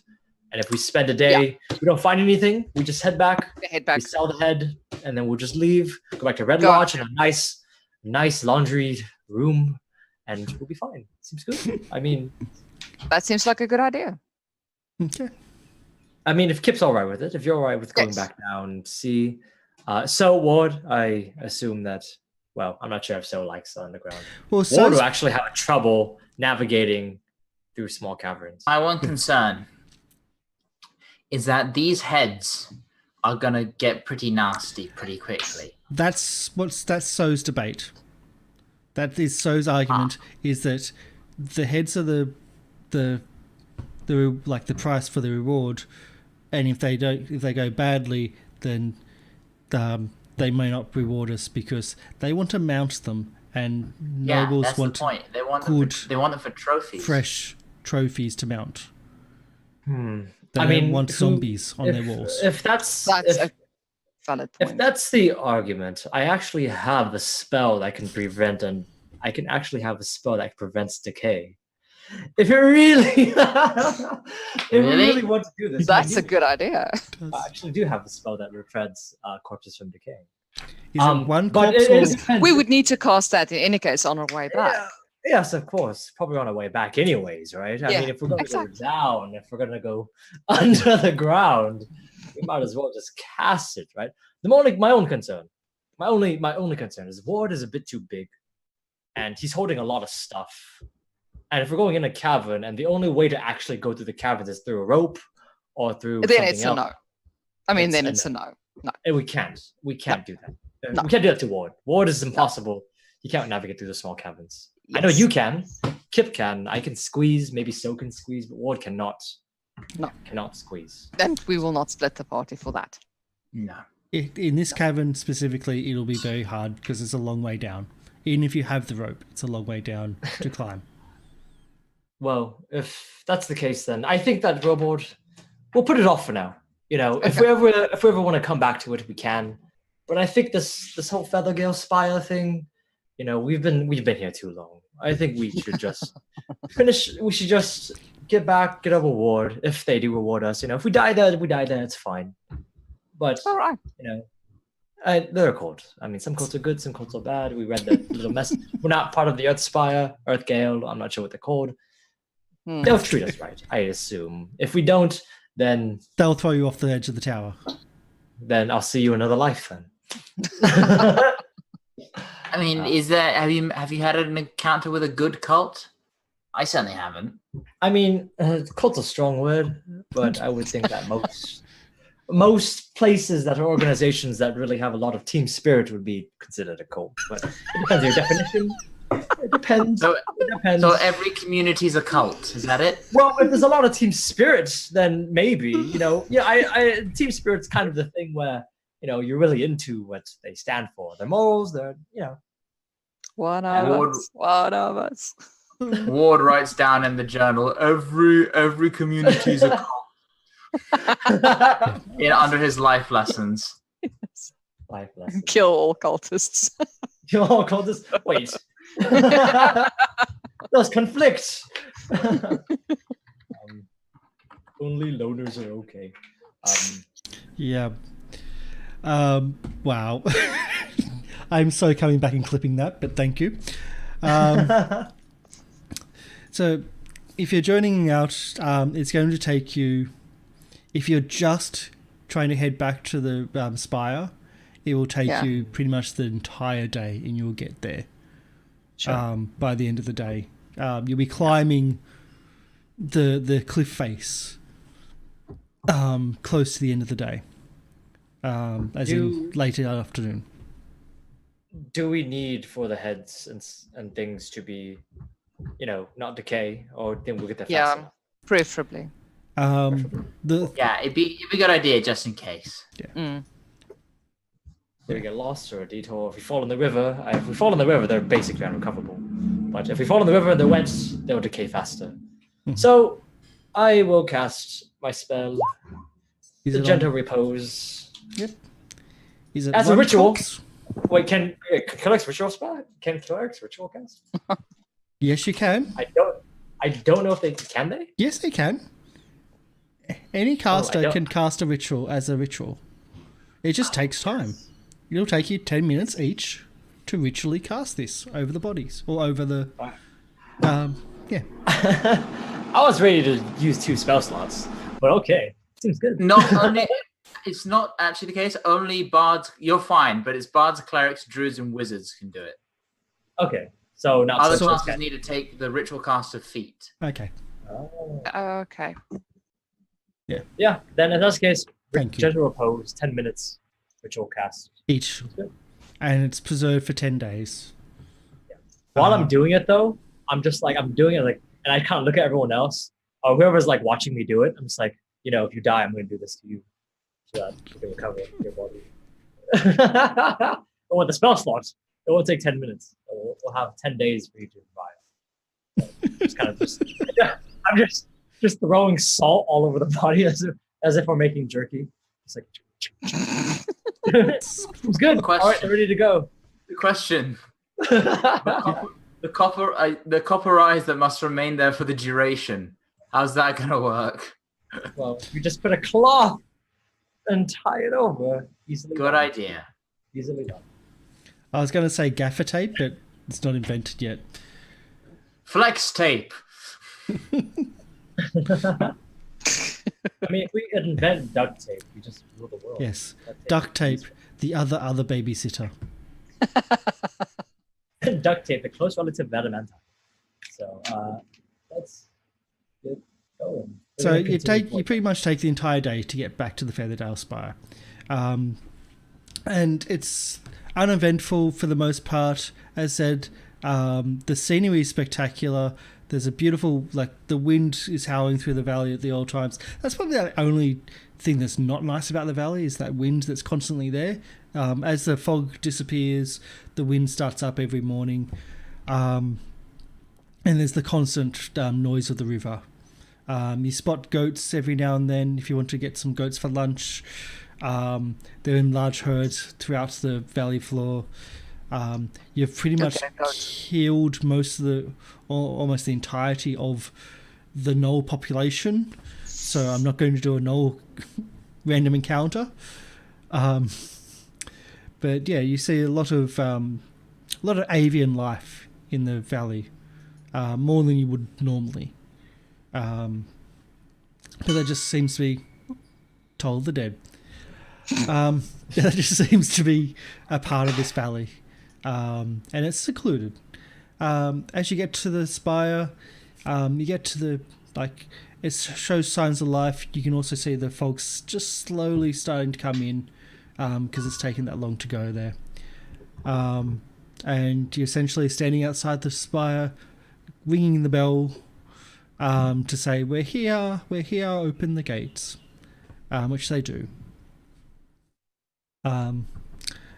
You are welcomed warmly into the spire by the... I've now got to think of that. Remember their names. So I kind of whisper Did we tell them our real names? Did we fix Yes. that misunderstanding? Yes. We did? Alright, Yes. that's good. So you're welcomed in by Savra, and as she sees that there's that you've got like wards holding the two manticore heads triumphantly as he walks across the bridge, and as he gets into the main room, he puts one down and says, "Don't touch that." To anyone nearby him, which is the lever, which controls the giant eagle battering ram that just sits at the back of the room, ready to be released, which will knock everybody off and out of the room. And so Savra is like, well, we didn't know what was going on. It's good that you're back, but it's been days. Like, what's going on? Have you got the... Well, we can see you've succeeded, but was there troubles? Oh, Quite a well, few, yeah. Quite a few, yes. I mean, do you see the heads? Don't mind the blindfolds. We just didn't want them to see the carnage on the way. And just go over and just kind of unwrap the cloths from both of the heads of the manticores. Just kind of put them off. Two of the initiates just look at each other don't mind the blindfolds and they just look at each other going, and then they look back to you as you're starting to unwrap them. It's just a bit of priest humor. Don't worry about it. Yeah, priests of Kellenvor humor. It's so grave humor. God damn it. Gravely wrong. As you, so he said, like Savra says, if you want to put some stuff down and we'll make the rooms available to you as well. I'm sure that the commander would love to speak to you. He's a bit busy at the moment, but if you want, we'll get food prepared. We won't have another feast though. We don't have that. We've actually only just run out of all that food, but we'll have some food for you shortly. And you look like you've been well. And he looks at the robes and looks at the pernicious let's globs just- of ooze that didn't want to go out. let's just say you don't look 100% clean, even the amount of work that you've done. Oh, thank you. Just a quick question. Do you have a place where I can wash clothes? Do you have a laundry service? Anything? The initiates actually laugh at the idea of laundry service, and they go, no. Or do you have like a tub or something I can wash things in? Or do you have a wash bucket? I'll even take a chamber pot if it's really necessary. But do you have something like I can, like a tub or some kind of basin? Would you like a bucket? Oh, a bucket would be perfect. That's fine. Seems good. Do you have a source of water, by the way, as well? I know I'm asking a lot, but it's necessary for my religion, you see. We'll have So the a initiates grave arrange digger done like that. I will say, in the Druids campaign, we have a Druid of Earth domain who does not like dirt. There's also an Earth Ganassi in the same game. They don't go near each other. But yes, she said, like Savra says, we'll arrange a bucket if needed. But please, and she starts giving orders to the initiates that are standing with her, and essentially about getting the room prepared, informing the other initiates that they're going to be sleeping on the floor again, making sure they get all their stuff out of the initiates' rooms, and just pretty much being prepared for you to be there for another night, and also more food again for the night. Is there anyone you want to speak to specifically, or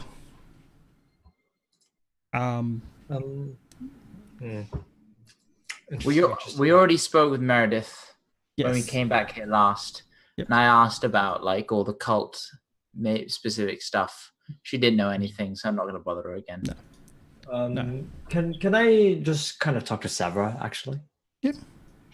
Savra's, after Savra's finished, Savra's probably the most willing to speak to anyone, apart from maybe Meredith.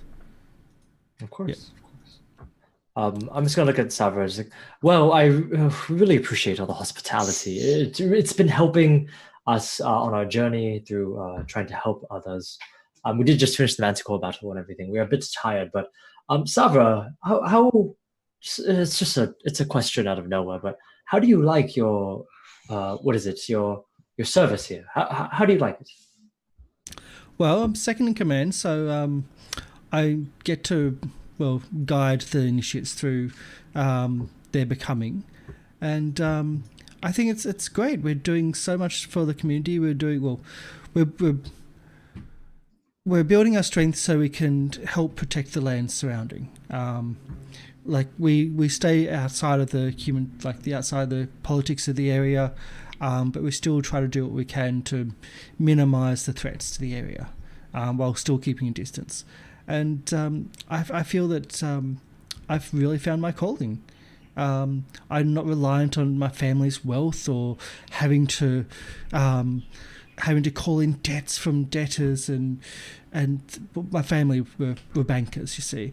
I don't have to worry about gold non-stop, or worry about income, and worry about power, and then there's the politics and what to wear. I just do as I'm asked to do, and do what's best for the Featherdale Knights. And what's best for the Featherdale Knights is to try to protect those communities surrounding. We're small right now. I know it was 10-year anniversary, but we will slowly grow, and we'll spread our wings.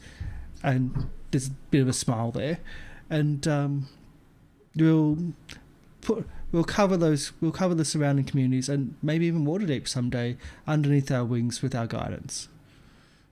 Of course. Does this sound like he's brainwashed? It sounds legitimate. It sounds like she's actually enthused, like she enjoys her position. If you want to do an insight. I think that if she's happy, then it's fine. Yeah. It seems all right. If that's the case, I'm just kind of, oh, perfect. I was just going to ask you about your family, but if you don't really talk to them anymore, perfectly fine. I was kind of walking. We left too quickly in a hurry, but during the festivities, during the banquet, yes, I overheard a couple of your friends talking about what's the word are they called? What is it called? Gray Earth, White Earth? I'm not sure what they're called. Does that ring any bells for you? Or it may have been Black Earth. I'm not sure. Does that ring any bells? There's a monastery. They don't follow our views. Oh, are they hostile, or are they more of just kind of a disagreement? We keep an eye on them. We keep an eye on them. That's all. Of course. Is it because of location? Is it because you're close to them, or is it because there's a long line of Feathergale Knights that hate the other ones? All the stuff, or is it kind of just a location-based thing, or is it more of a a long-running feud? I'm just asking, just for curiosity's sake. I heard them talking about it. I tried to talk to them about it. I've never heard of it as a. Well, we moved into the area almost around the same time they did. You see, the spire here we didn't create it, as you know. It's been here for a long time, and there was other old forts that have been long abandoned. I think the locals called them the haunted forts or something. I can't remember. We don't really speak to them that much, but the Sacred Stone Monastery, they also moved in around the same time, and they keep to themselves. So they keep to themselves quite a bit, like more than a bit. At least people know that we're here. We're not hiding the fact we're here. We want to help those around us. But for the Sacred Stone Monastery, they like no one even knows that they're there. We know that we know that they're there because we can see everything. We scout everything. We see everything. Well, at least mostly. But no one would have noticed that the fort would have been like up and running again. unless we didn't know. Does that make sense? Would you say that? Yeah. Would you say that they're conflicting with the surrounding area? Would you say that they're not, and just kind of like just kind of sneak in, just like? Would you say that they're more of a unsavory group of fellows, or are they just? Is it more just kind of a few? I'm asking just to make sure that there's Waterdeep having to worry. We think they're hiding something, because why move into a place and just not tell anyone at all? And we've tried to approach them, and they push off anyone that approaches them, as in they won't allow anyone near or anyone inside the monastery, and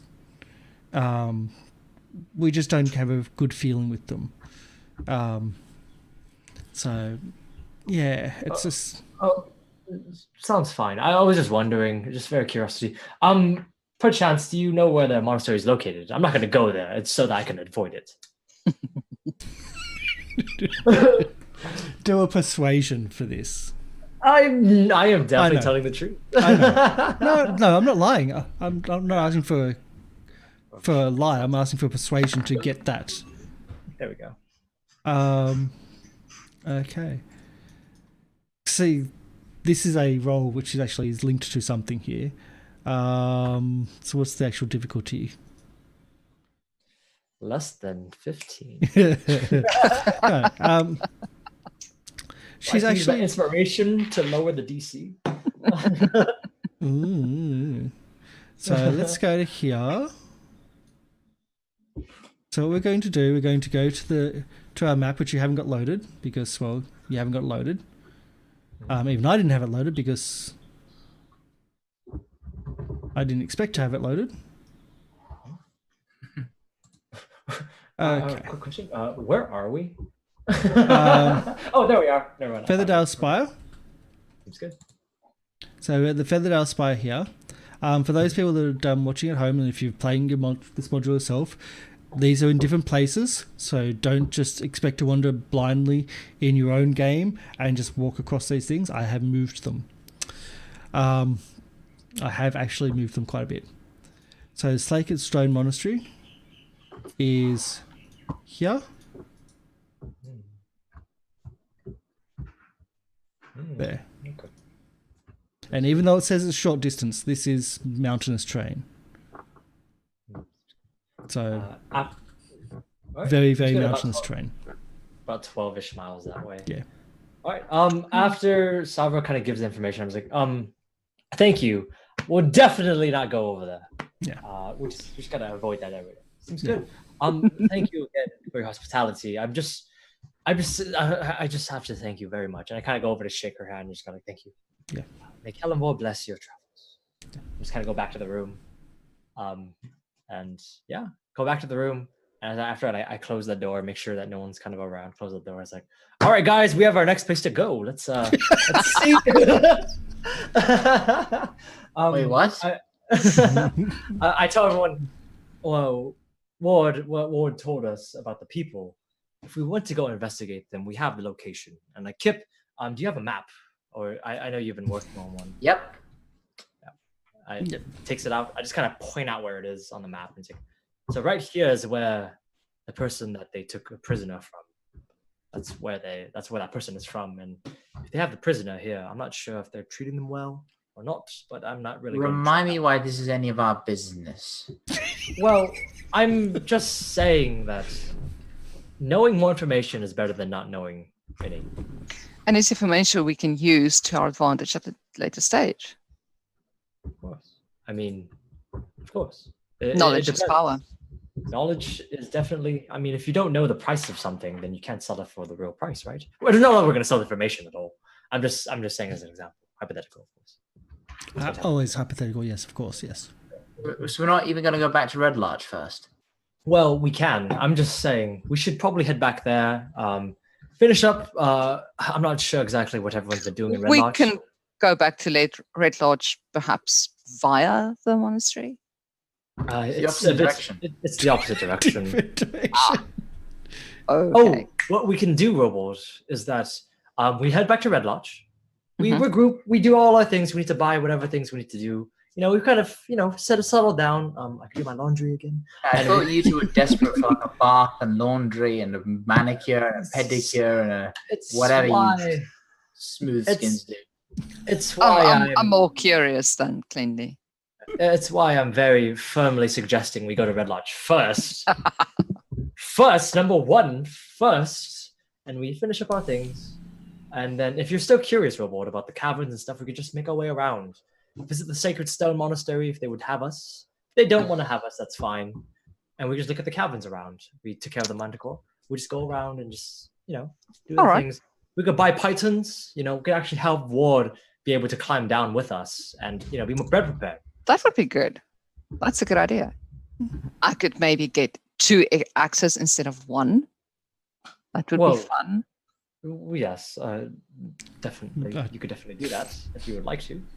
But And then somehow learn how to use both as a double action thing. Well, as long as the small one's a light weapon, you can use it as an offhand. Yeah. But I think because your I normal still weapons also are need to see two-handed. what's the pros and cons on that. It means you get 2 attacks, which means 2 chances to hit, which means at least you're going to be doing some damage. It's what I Yeah, do. but it's Yeah. but it's less damage than a great axe, isn't it? Or more. That's what I'm still Well, wondering it about. depends. Higher chances of Um, the hit though, because you got 2 checks to actually get some damage. Mm. That's the whole thing. So it's like the great axe is hit or miss, like a big hit or nothing, and then 2 is like you can hit with a small, and then you can hit with a small. So it's like risk versus yeah. reward. Yeah. Great axe Yeah. does more damage, but it's Yeah. more likely to miss Yeah. and do nothing. I'll use our traveling to think about it. So it's a higher chance of hitting and doing at least some damage than doing one, and either doing one big hit or one big miss, and then having nothing else to back up. Yeah. That's it. And it's like always having like a backup weapon is always good, because if that was a rust monster and not a gelatinous cube, your weapon may have gotten rusted and died. Yeah, maybe have a backup. That'll be good. Yeah. Just in case. Yeah. But then that's why I have magic. And all through this conversation, Ward is going, look, see, I've got backups too. And he pulls like a great sword out, and then he puts it on the ground, and it's like then he pulls out a dagger, and then he pulls out a spear, then he pulls out a crossbow, and he keeps on pulling out all these things out of his backpack. You out of may his need to chest. sell some of and- those things. Do I know that that's all? Well, Glacier's you Edge? know that it's coming out, and as he's pulling it on the ground and pulls out another one, the ground's quite empty because he's pulling them out, and then they keep on disappearing as he keeps on pulling more out, and he just keeps on pulling all these different blades out and different shaped axes, and it's like, No, I've never actually seen one. I've never seen your collection before. You have to show me all of them at once. That would be fantastic. Yeah. no, they're quite Oh, shy. Start grooming my beard. Don't care. So what we can do, yep. I go. First of all, the reward for hunting these manticores. Damn, I thought you were going to forget it. No. Oh, I thought we were waiting here for them to give us food, for us to just catch our breath, and then I thought Morosco was going to come fetch us, or should we just go talk to him?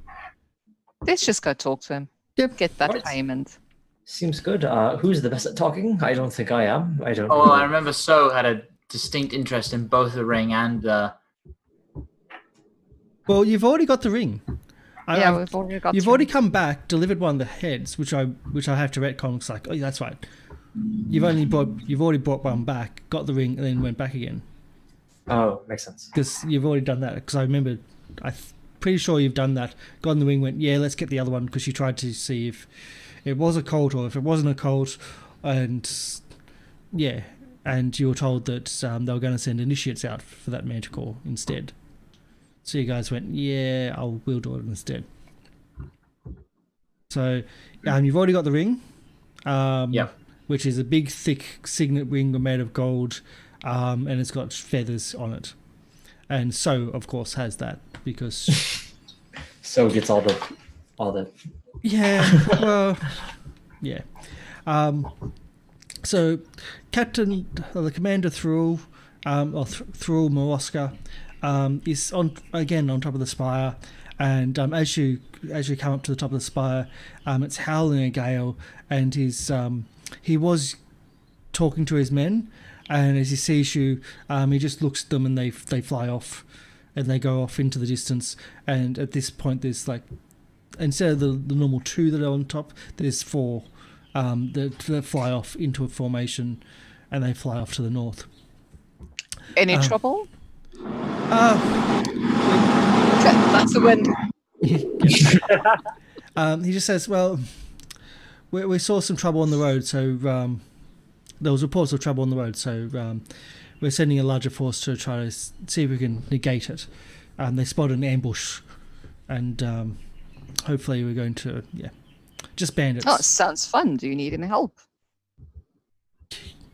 Are you going to hand back the hippogriff this time? Yes, of course. I do not steal. I think my men can deal with this. It's only bandits. Yeah, he knows you enough. So I hear that you've come back with the second head. You've cleared out the mental core issues. Of course we were successful. Did you ever doubt us? Well, we were going to send our initiates, and we did doubt those, but it would have been a good proving for them to take out the manticore. They would have been sorted, and you'd have had less initiates. Trust me on this. We did you a favor. But we also don't want to have... paid favor. We also don't want to have initiates that don't prove themselves. They're not capable. Otherwise, they just die in battle. So it's not just training and then you become a knight. It's training and proving yourself Of worthy course. to be a knight. Both in honor and in capability, in fighting, protecting others. Those manticores, they're a threat to this entire area. So That's true. they needed to be removed. Definitely. Horrible Yes. creatures. And yes, payment. I will... And he calls out, and not long after, an initiate comes up. And says... he asks the initiate to retrieve the item. And initiate once again just disappears off. Okay. I'm sorry, quick question. Yeah. It was kind of lost in the conversation, but did he once say that he knew of Robold when Robold was talking to him about maybe becoming a knight? No. No. Okay, good. Thank you. It's just that Robold with the storm sorcery that you have. Yeah. Is a I think you mentioned it in front of someone, and there was a recognition of, oh, we know what that is. Okay. Yeah. All right, thanks. And there was Thanks a for jealousy of you being able to do that. I think you were talking about your leap, your 10-foot leap. Yeah. Your gust of wind thing. All right, cool. But no, he doesn't know of Robold, only the beard. Okay. But he says the reward will be shortly. So tell me, how did you face the manticore? Was it on the ground or was it in the air? In its lair, in a cave. In its lair itself. Well done. Yeah. We were worried it was gonna try and shoot us sort of far, so I taunted it and like lured it into. It did a number on me, but we managed to surround it and take care of it. Manticores, they're one of those strange beasts which there's no safe distance to attack, either up close or up close or afar, or even on air or ground. They're always dangerous. I think the only place where they're up safe close is... it was outnumbered. Yes. And that's how we dealt with it. So He actually stares at Kip, and angrily stares at Kip for that comment, and he just clears his throat again. As I was saying, Inside check? Yeah, I'd like to do that as well. I assume it's racism. Bonus for I'm just- bonus for I'm just Robold. making friendly conversation. Yeah, bonus for Robold. As in advantage for Robold. Oh, That's what I'm saying. Yeah. Why do I keep on saying bonus? Yes, advantage. Yeah. Ooh. He still has noble background, and you spoke across him. Oh, that was. Yes, and he's also a commander. Yes. Okay. As I Bravo was doesn't saying, say anything. He's just the watching. only safe place would probably be underwater. They don't like to swim, I hear. No. You were saying, little one? And now his mood is definitely turned. Apologies. Didn't mean to interrupt you. Accepted. No, I've said my piece. Thank you for your hospitality and for the work. That's always appreciated. And best of luck in your endeavors. The valley is presumably yours now, so the gnolls have gone. We took care of them. Yes, Took care of we the heard about manticores. that. And the manticores, thank you so much. Mm. And as that, an initiate runs up the stairs at a quick pace and erupts and is holding a ornate box. It looks like it's alabaster or some really ornate wood, and presents it to, in deference to Thrall. And Thrall takes it and says, "And to the silver daggers, I present you with a griffin. As I mentioned, it will transform. It is a once. It will act only once before all of its magic is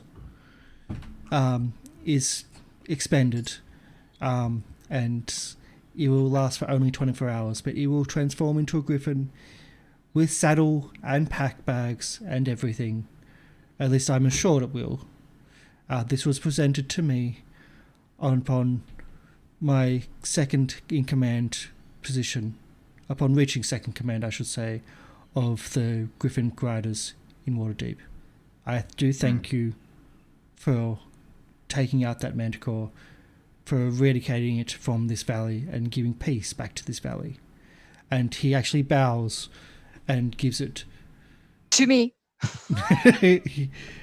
I do bow with a Yeah. courtesy and say, well, it is a supreme honor to be played with such a valuable item. You'll never know who he was actually going to give it to, as you just move in front and I raised take my that. eyebrow at that. As you take that, and I hopefully that ring will also serve you well. And he turns, gives you all a nod, and actually leaves the spire himself. Out of character, was there any gold as well? Yeah, that's what I was gonna whisper to Ward. Is like, did we not There was negotiate for no gold? negotiation for gold. No gold. Ah, shite. We were going to sell the ring. Yes, the gold. As he's like giving the Harvard speech of like, this is the first thing after a second of man, I'm just like whispering to Ward, how much do you think it's worth? Well, And it's a kind of a pretty box. The thing is, and you can sell the box. Yeah. The box itself is quite ornate. It does, as you're looking at it, as he's walked off, as you're looking at it, it does have a little inscription on the front, on a little plaque, which has the story of to Thrall Moroska for your appointment as second in command of Waterdeep Griffin Guard. And it doesn't say from, it's just to. No, just to. Oh, okay. but- But we can scratch that off. Well, it's actually its own little like polished brass plaque, which you can remove. Yeah.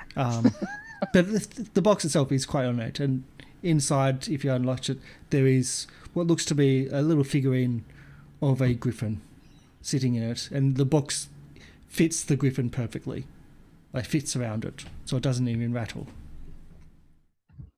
But that's all you're given, and you're standing on top of the spire all alone, and no, there was no inference of getting gold. Well, we did our job.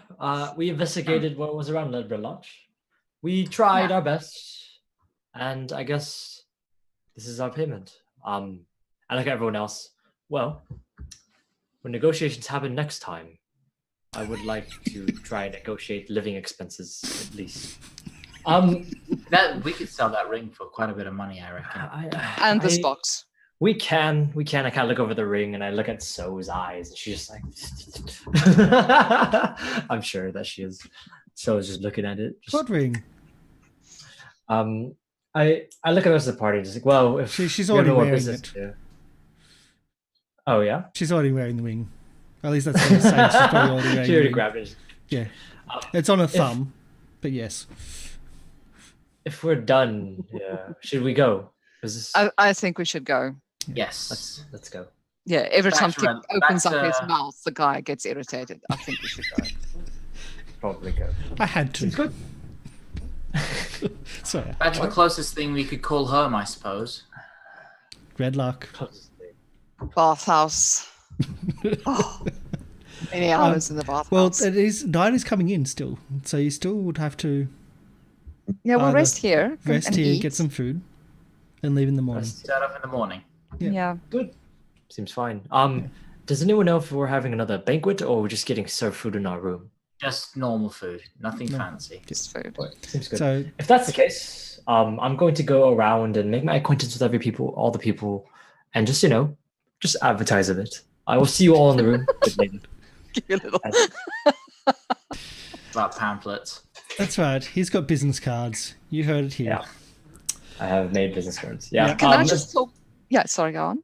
Yeah. Oh no, I'm just saying that if that's, I'm just gonna go downstairs and just go basically to everyone in the spire, just pass a business card quickly. Just How do you get access to a printing press? Those are rare. They're by hand. It's by hand. My. Calligraphy is one of the facets of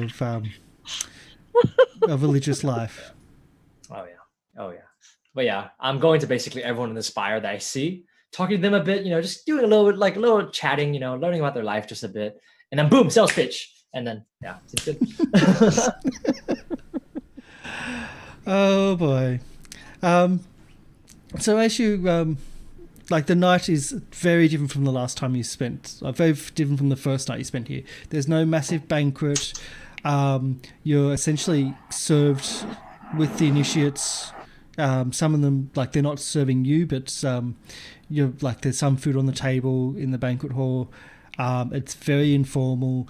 None of the knights are there when you're asked, when they're called to eat. No one's dressed up.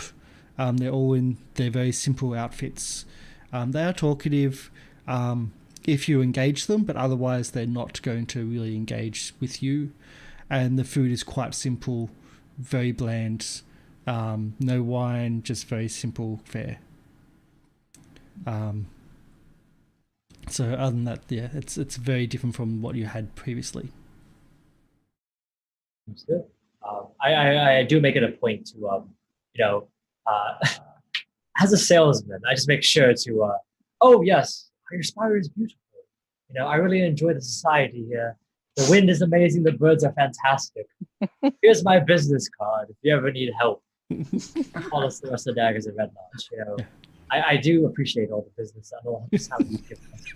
Same spiel to every single person I come across. Even when two people are right next to each other, you just say the spiel to one, then go to the next and say the spiel to the other. I make sure to spread it out just a bit so that they're not hitting earshot, but I do come back. I make note of people who I do not hit. There will be a quiz on this in the morning. As someone that used to do monologues when teaching circus, there's something fun about doing the same monologue to one person and then going to their friend and doing the exact same monologue and using the exact same jokes. There's actually something fun about that. But yeah, so the night is uneventful. You do hear that. You do hear through the grapevine and through some of the quiet talk that is, that a bandit attack was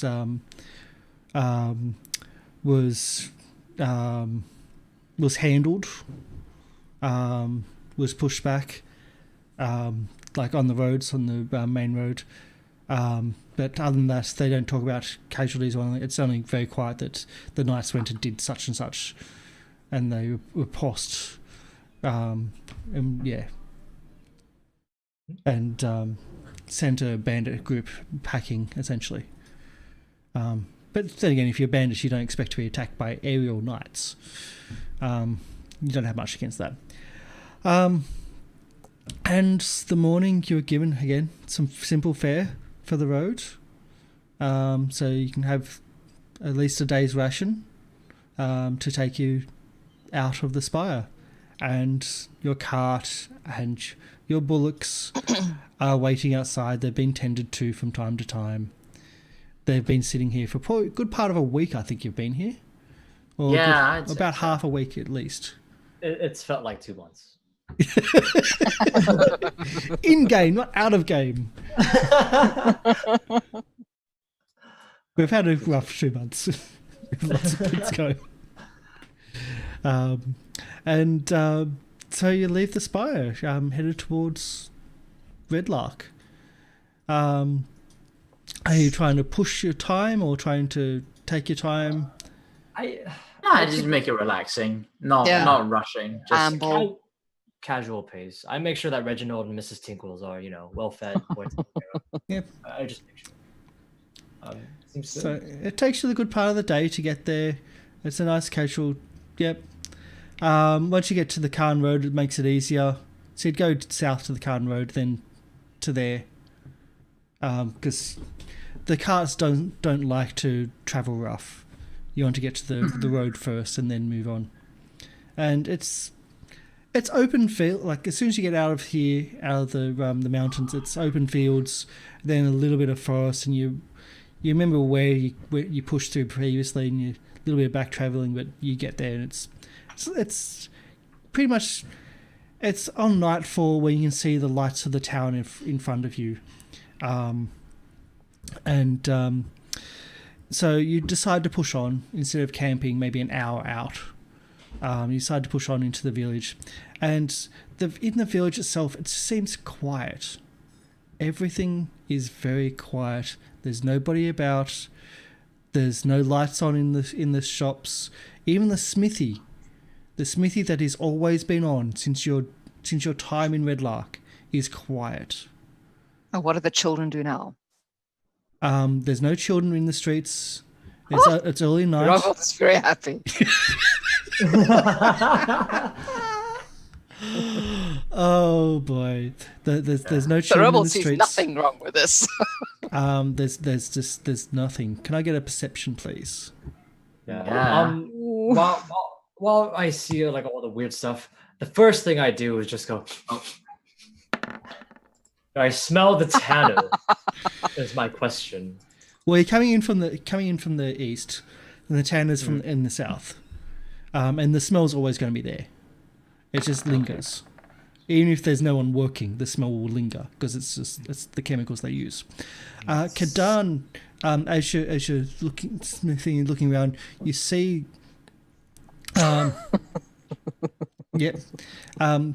you see like a piece of paper flow down the street and actually like sits on fart because it's dark. You need to use fart for light, and just like seems to hit fart and just sits on it. And as you take it off, it has in very bold, bright, vibrant light writing. It says, "Behold." I've got to find my sheet. No, I've got to really find my sheet here. Nothing good starts with behold. Yeah, Behold it doesn't, does it? her. No. Don't even go there. Behold, It doesn't. me in water deep. No. Oh, it goes to the heist. No. Oh, shit. Behold, Driscoll Eben the Magnificent is in town for 1 week only. Come join us for the spectacular Bard of Waterdeep, and then it's got Raven's Bluff, and it's got all these other towns listed behind it. As he puts on a show you'll never forget. And it's got an amount there, and that's been crossed out. Another amount that's crossed out, and it's currently sitting at there's currently a 5 copper sitting as the last amount. It did start as 10 gold as the first one. You can read that. The other ones are crossed out a bit more. And it says it actually gives the location as the quarry, as the location of where The supposedly haunted quarry. the same one you got With that kicked out horrible woman that I do not trust and hope she dies. of. Yeah, the same one that you got kicked out of. I mean, first things first, I'm going to head over there to see if there's actually like some sort of celebration. Still a little strange First. that the whole town would shut down for one performer. Makes sense. What was the price on the flyer again? 5 copper. Oh So shit! It's a bit, I don't think it's a bit expensive.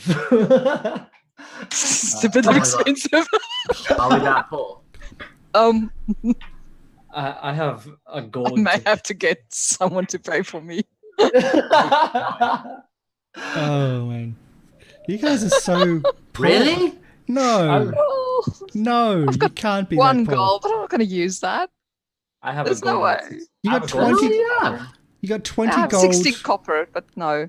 You got 20 gold, 1 silver, 5 You have 20 copper gold? Wait. in the community fund. Oh, I've got Oh. 6. Oh, we've got a community fund. Yes. forgot. Yeah. I forgot. I totally forgot about that. We're not going to dip into this for Screen. just to see some bad bard. I mean, come on. I will. Um, Let's just go to the place and see if there's actually a show and if everyone is sitting there. I we can will. leave. I will also note, because none of the players have read my handouts that I wrote out. Driscoll Eben is one of the silver daggers. Oh. Huh? Oh. What? Driscoll handout? Eben is What? one of the silver daggers. Oh, the one that, the one detailing the organizations. That's right. Yes. I mean, I did read it, but it's just been a long time. It's been a long It's- time it's- since There's we've read stuff. Let's go. it. Yeah, keep there's on. stuff. Still even. I never. It just Yeah. the penny never dropped. There's stuff. Yeah. It's There like, was stuff. After I read, after I focus on the price, I'm like, well, it's a bit expensive. It's like, oh, I know who this is. Yes. Wait, I've heard this name before. This is one of Oh, our Driscoll. Oh, that punk. Driscoll. Oh, Driscoll. that- Yeah. That guy. He What? Well, this can't be good. You do remember him as, as I said, his ego knows no bounds, and you have been a part of that, and you have seen it, and he's just, you either rubs you up the wrong way, or you absolutely love him. He doesn't care which one, as long as he gets an effect from you. That sounds strangely familiar. Yep. Let's go have a look. So Make sure there's nothing untoward happening. Yeah. I mean, Because if the forge you being see- up is weird. that is pretty strange. Yeah. Yeah, let's go check it out. I mean, we could say hi to him. You know, I mean, you all could say hi to him. I get along with him fine, but the rambunctious. You may say hello to him. He is completely beneath me. We'll let So deal with him. Idiotic. They get on. We know So and him get on together like a house on fire. Yeah, So. they get on fine. It seems good. So Yeah. as you go through town again, there's pretty much there's no life in town. You can hear stuff going on. As you get closer to the quarry, you can hear more sounds. You can hear more stuff going on. Is it happy stuff or It's happy. screaming? It's entertaining. You can hear there's a spectacular going on. There's something, and you can see flashes and emotes of light coming as well in the lights, because you can see there's magic phantasms going on as well to amplify the show. Oh, wow, And- he's got pyrotechnics. Oh yeah. You can also see as you're getting closer, 3 large wagons. And 3 large wagons. They look to be very over the top, very ornate. They look like it's not even noble wagons, but princely wagons with the amount of gilding and scroll work on them, and there's no horses. There's no horses there, but there's just 3 large wagons that they're blocking the entrance to the quarry, and then there's a sign next to them saying, ticket box, and there's an arrow. to essentially direct traffic to another entrance to the quarry. As you follow the path, and it looks to be already well-worn path, that's the grass is like trodden on and whatnot, and it's quite obvious where you go. You can see more light and more spectacular going on. You can see more lights, so more sounds and everything, and you can overlook the quarry, and in front of you you can see pretty much the entire town is there watching a makeshift stage, but there's 4 people that just come out and just say, "Tickets, please," and they are in what looks to be full plate armor.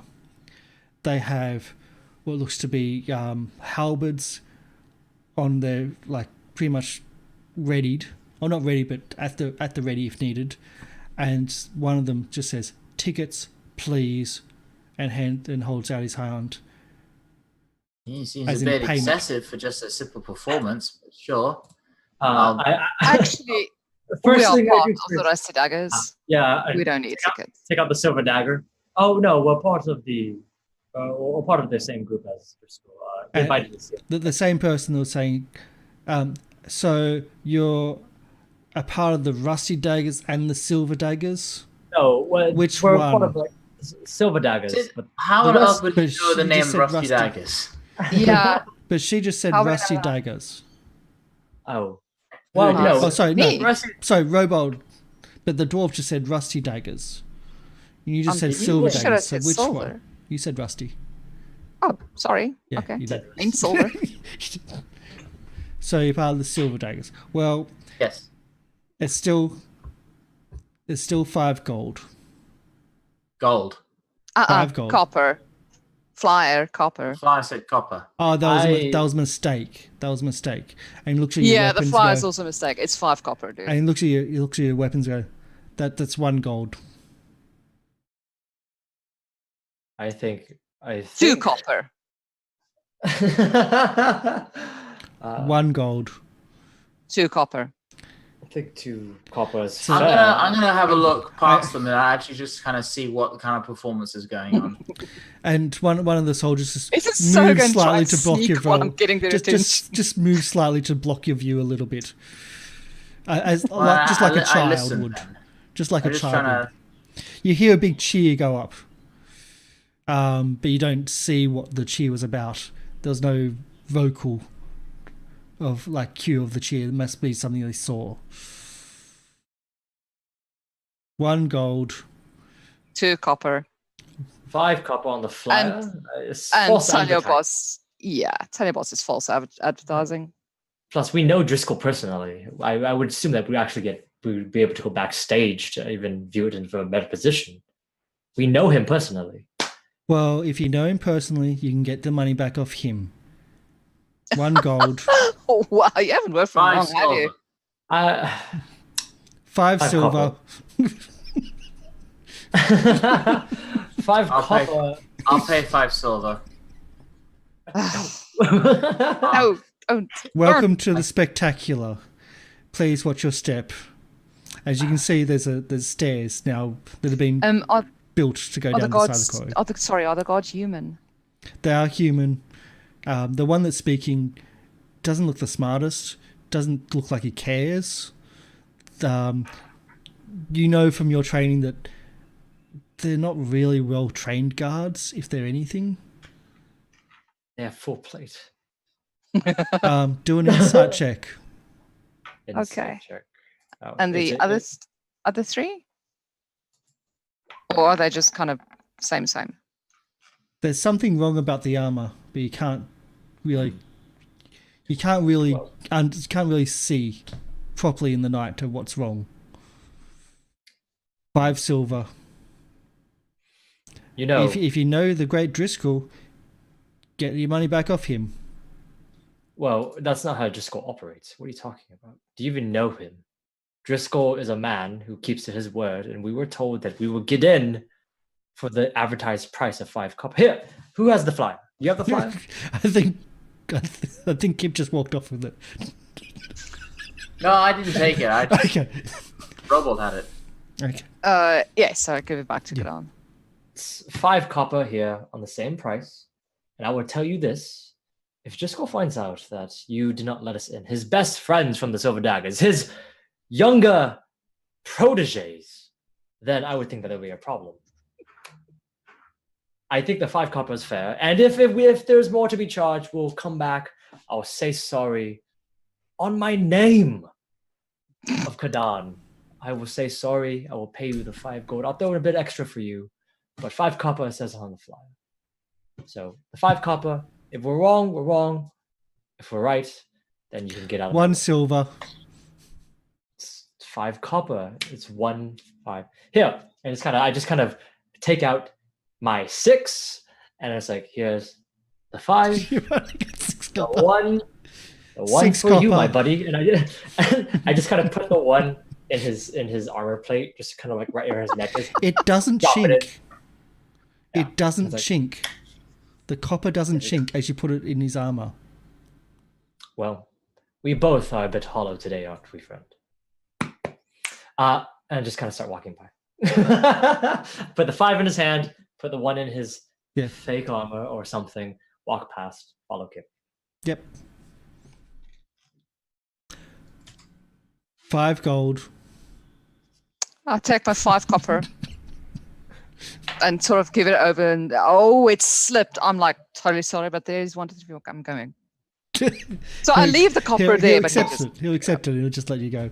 As I said, there's the stairs that have been built that go down from the back of the crow, from the cliff which so almost fell off, down into the quarry now.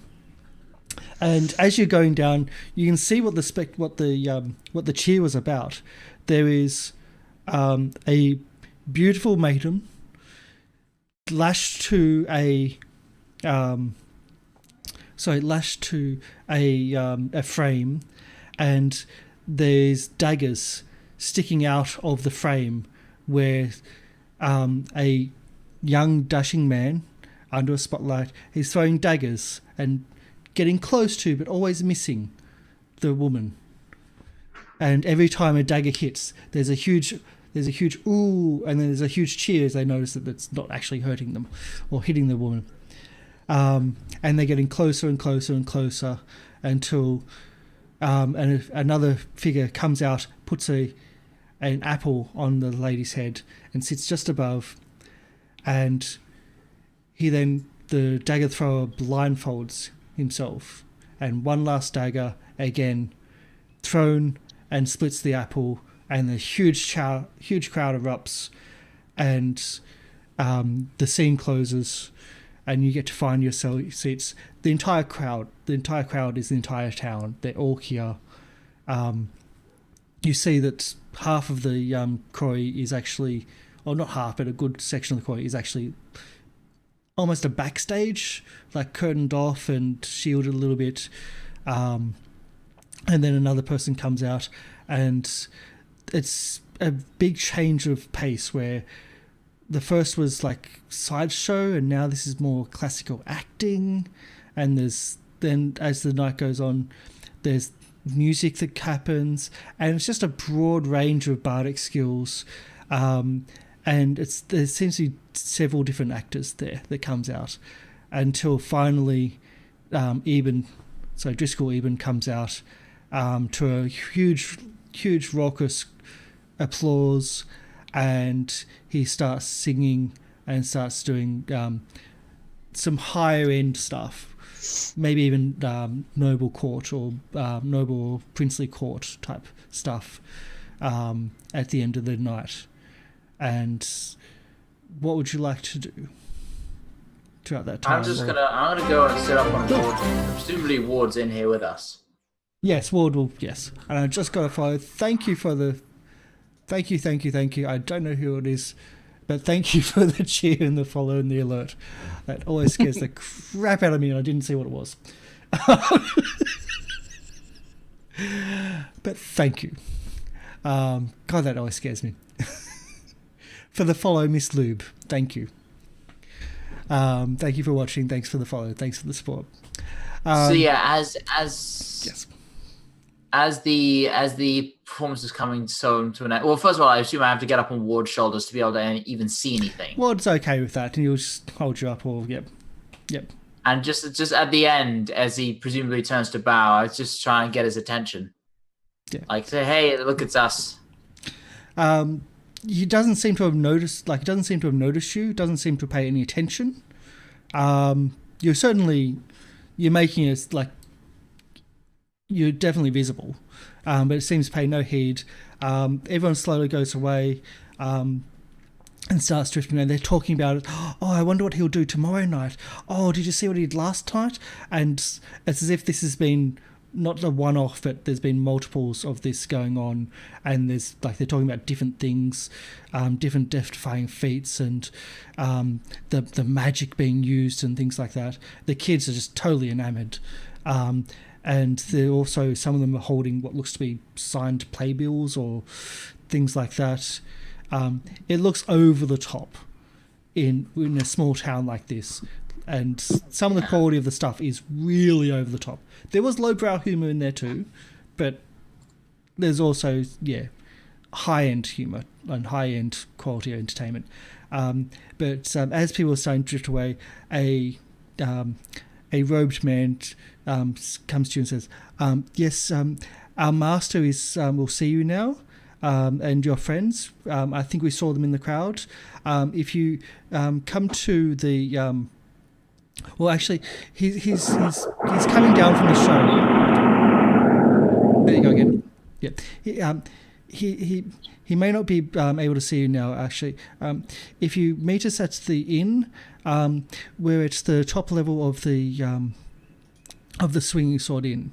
So if you meet us there, probably about an hour, he might. Yeah, he'll be okay. We'll be ready to see you then. So if you meet us there. Hopefully you enjoyed the show, and he's very, very polite and very, very pretty. You don't know if he was one of the actors.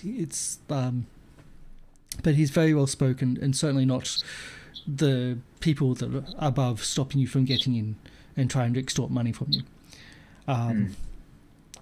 And he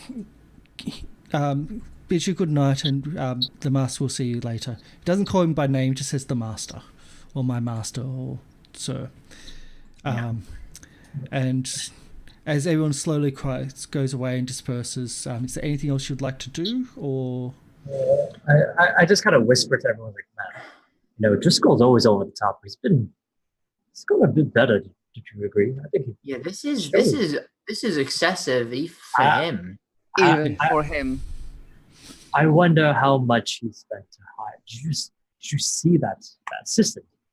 I can't imagine it's a good business model to spend so much in a small town which can't even afford expensive tickets. You remember a story told drunkenly one night while in training with the Silver Daggers?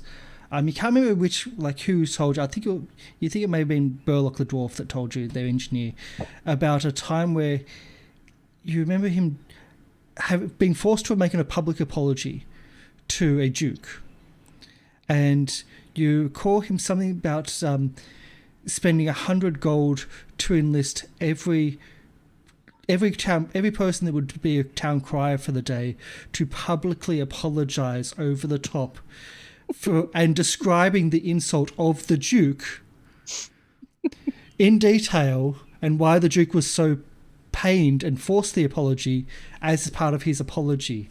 And he did that for like a day or a week. You can't remember, but this is a person of extremes, of quite extreme vanity and over-the-topness, and will flaunt money. You don't even think he's making money. Yeah. Is it, on the one hand, it's surprising, but on the other hand, it really isn't. It seems to be par for the course. I mean, honestly, and I kind of like everyone, like as everyone's kind of going, honestly, if we can like talk to him just a bit, I think we could actually get some funds from him. if we just I mean, I would say that, come on, he understands that we are his, as I kind of look back where we encountered those cards, we are his protege, of course. We are his younger. Excuse you? I am his protege. So I taught him. things. I'm so past begging people for money. If you want to, It's not begging, it's an investment, Kip. You have to understand, investment is important. I know you're supposed to work for your money hard and you're supposed to work every day. But There's also something called pride. if there's an easier way out, I will gladly have enough money for all of us to try and survive. Why don't we just loot him? No. You can talk to him, so can do a rogue thing and just catch whatever gold you can. Silver daggers are only a place that we can actually call, as I Yeah. said before, Allies the only almost. organization that we can really call allies. groveling is out. Stealing from our former comrades, I would say, is also out. And current comrades, Ward says. Yeah, current Yeah. comrades don't steal. That's a good point, Ward. Good point. Yes. And Well- so just elbows him. Yeah, So- we'll go talk to him. Yeah. We'll talk to him. Oh, See what we- let's talk to him, but don't you start negotiating. Yeah. All right, middle ground. Just Yeah. talk. Talk. No money. No money, selling. fine, If he's going to be in town for a while, there'll be another opportunity for you to do it. As opposed to it being the first thing you ask the first night we meet him after Give me money. how many years? All right. been- Fine. Not years, but it's probably close to maybe. Months. Months at least. Months. So you head to the Swinging Sword Inn, which is where you stay. They did say the top floor of the Swinging Sword Inn, which is where you stay. And as you head there, you notice two things. One is that there's even more over-the-top caravans and wagons, I should say, in the stables. You can just see in the stable light that people are tending to some of the horses, that there's a lot of pure white horses in the stables. And they all look pretty much the same and over the top again. And there's people tending to that. This town is now a lot more alert. People are now in their houses. There's a lot of people in the tavern. I mean, over the top. We've never seen it as busy as it is at the moment. A lot of people drinking, a lot of people celebrating, and a lot of people they almost be hanging around to see if they can catch a glimpse of Driscoll in person. And as you start going up the stairs, the proprietor of the tavern says, "I'm sorry, but he asked me to, and he gave me lots of money. So if you're looking to rest, second floor, not the top." Oh, we're actually staying in the Bard Right Inn. We're here to visit Driscoll. We're all friends. We're all acquaintances. The barge ride is like the other town. We know. This No, not is the Bard Right. this is the inn that you stay at. This is the inn we're staying at. Yeah, and Yeah, she's oh, right. we took our apologising. rooms. Yeah, you Oh took our- fuck! Well, then you'll just have to give him his money back. Well, Need I remind you how much we saved you? And I just walk up to my room. She looks quite shocked at like giving money back. Yeah, horror. This might. As you go up, there's no one stopping you. You go up to the rooms. They better not be. Yeah. You still have a key to the rooms themselves. Oh boy. I don't want to get into altercation Yep. coming back. The room's already decorated. There are wall hangings. None of your belongings is there, but there are now wall hangings. There are paintings. In the time that you've gone, it looks like someone has lived here, and this looks like this is the owner of this town, or like the lord of the town now lives here. It is just well furnished. Somehow you don't even see Ward's bed. It somehow has been moved.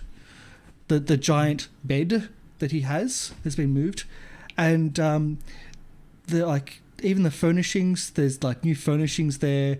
Everything has changed in the rooms, and it looks so different from even a week ago, and it's been under a week, you know. but you have the key, so you can enter. No one stops you. And Driscoll is just sitting there on the couch, just reading casually a book, as if he's been there all night long, and expecting you. So, good day, good day. I have been waiting for you to return. Oh, did you catch the show? Oh, it's been marvelous. Oh, yes. And he's there in an over the top, gold embroidered, purple doublet with hose. His hair is immaculate. It looks like he spent a day in a salon getting it ready. He's just absolutely beautiful. So much money. So much everything has gone into his looks. Well, if it isn't yourself, thanks for redecorating my room. Well, it's only temporary. I've been sent here on a very important mission, but I thought, see. I just kind of ignore him and start rooting around for a comb for my beard. He just and he fetches.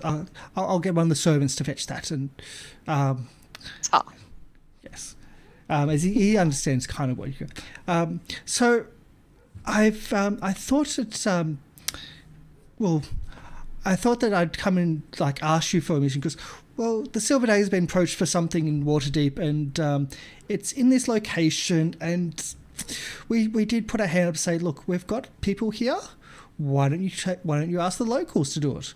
And we pushed and pushed and pushed, and we've got something important to ask. But we've also got something. Well, we've got some presents. My friend Driscoll. As the mood then changes for you guys. Yeah, and then as I walk in, I go, Bahamut's breath, Driscoll. You do know how to be a big man in a little town. How are you? Well, I'm enjoying this rural life. It's been a while since I've gotten dirt under the boots. So the pay is not much, but we're giving whack the pay anyway. City life has gotten you too comfortable then, I see.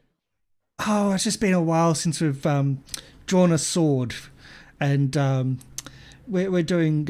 It's only mock, but we've been doing some mock battles and mock fightings, and reliving the old days, and it's been fun.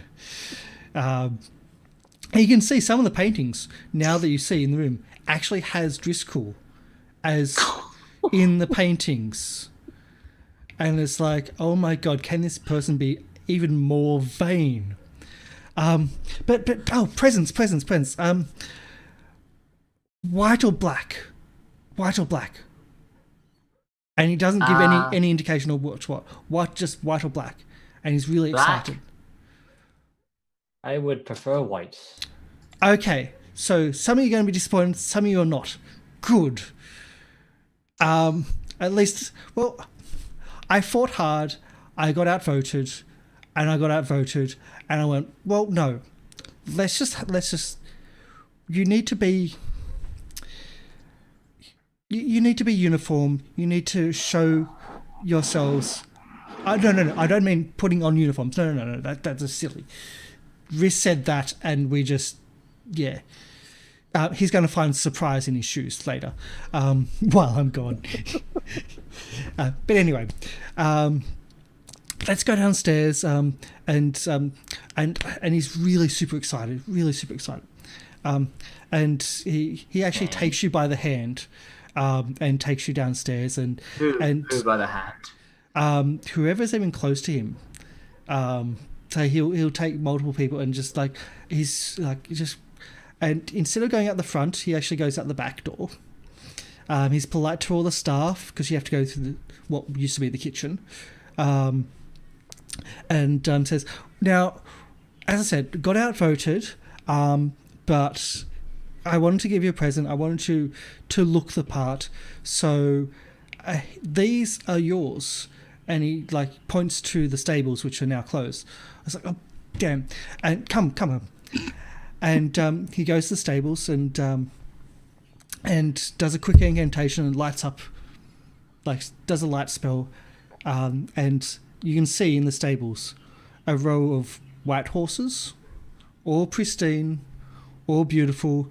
There's a draft horse, a large draft horse for Ward, and he says, "We didn't know if he's addressing Kip now. We didn't really know how to deal with it, but we're giving you options."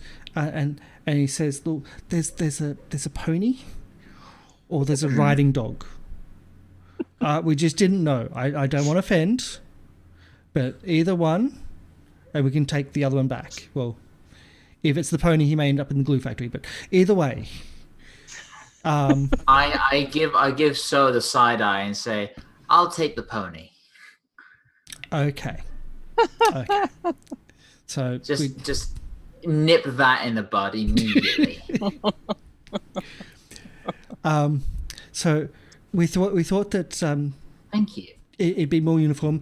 We've got riding saddles, everything's prepared, and he points out, and there's riding tack. It's all black, it's all polished. There's silver embroidery on it, silver lining and edging, and has a little silver dagger on each one of them.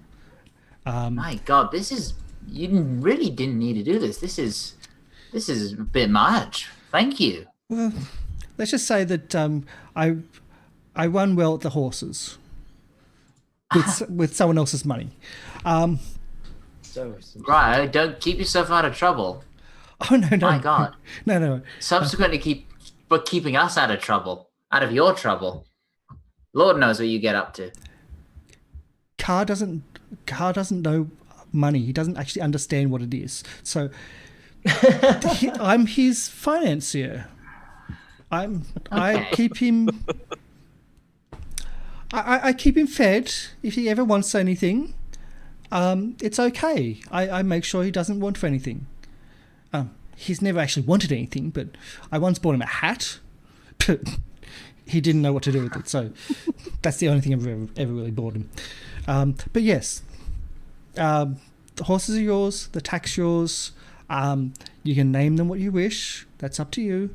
But we do have some business, and I thought, well, with this business, you may be travelling far, and I thought, well, we need to expand you because we've heard reports that you've only really been in Redlark.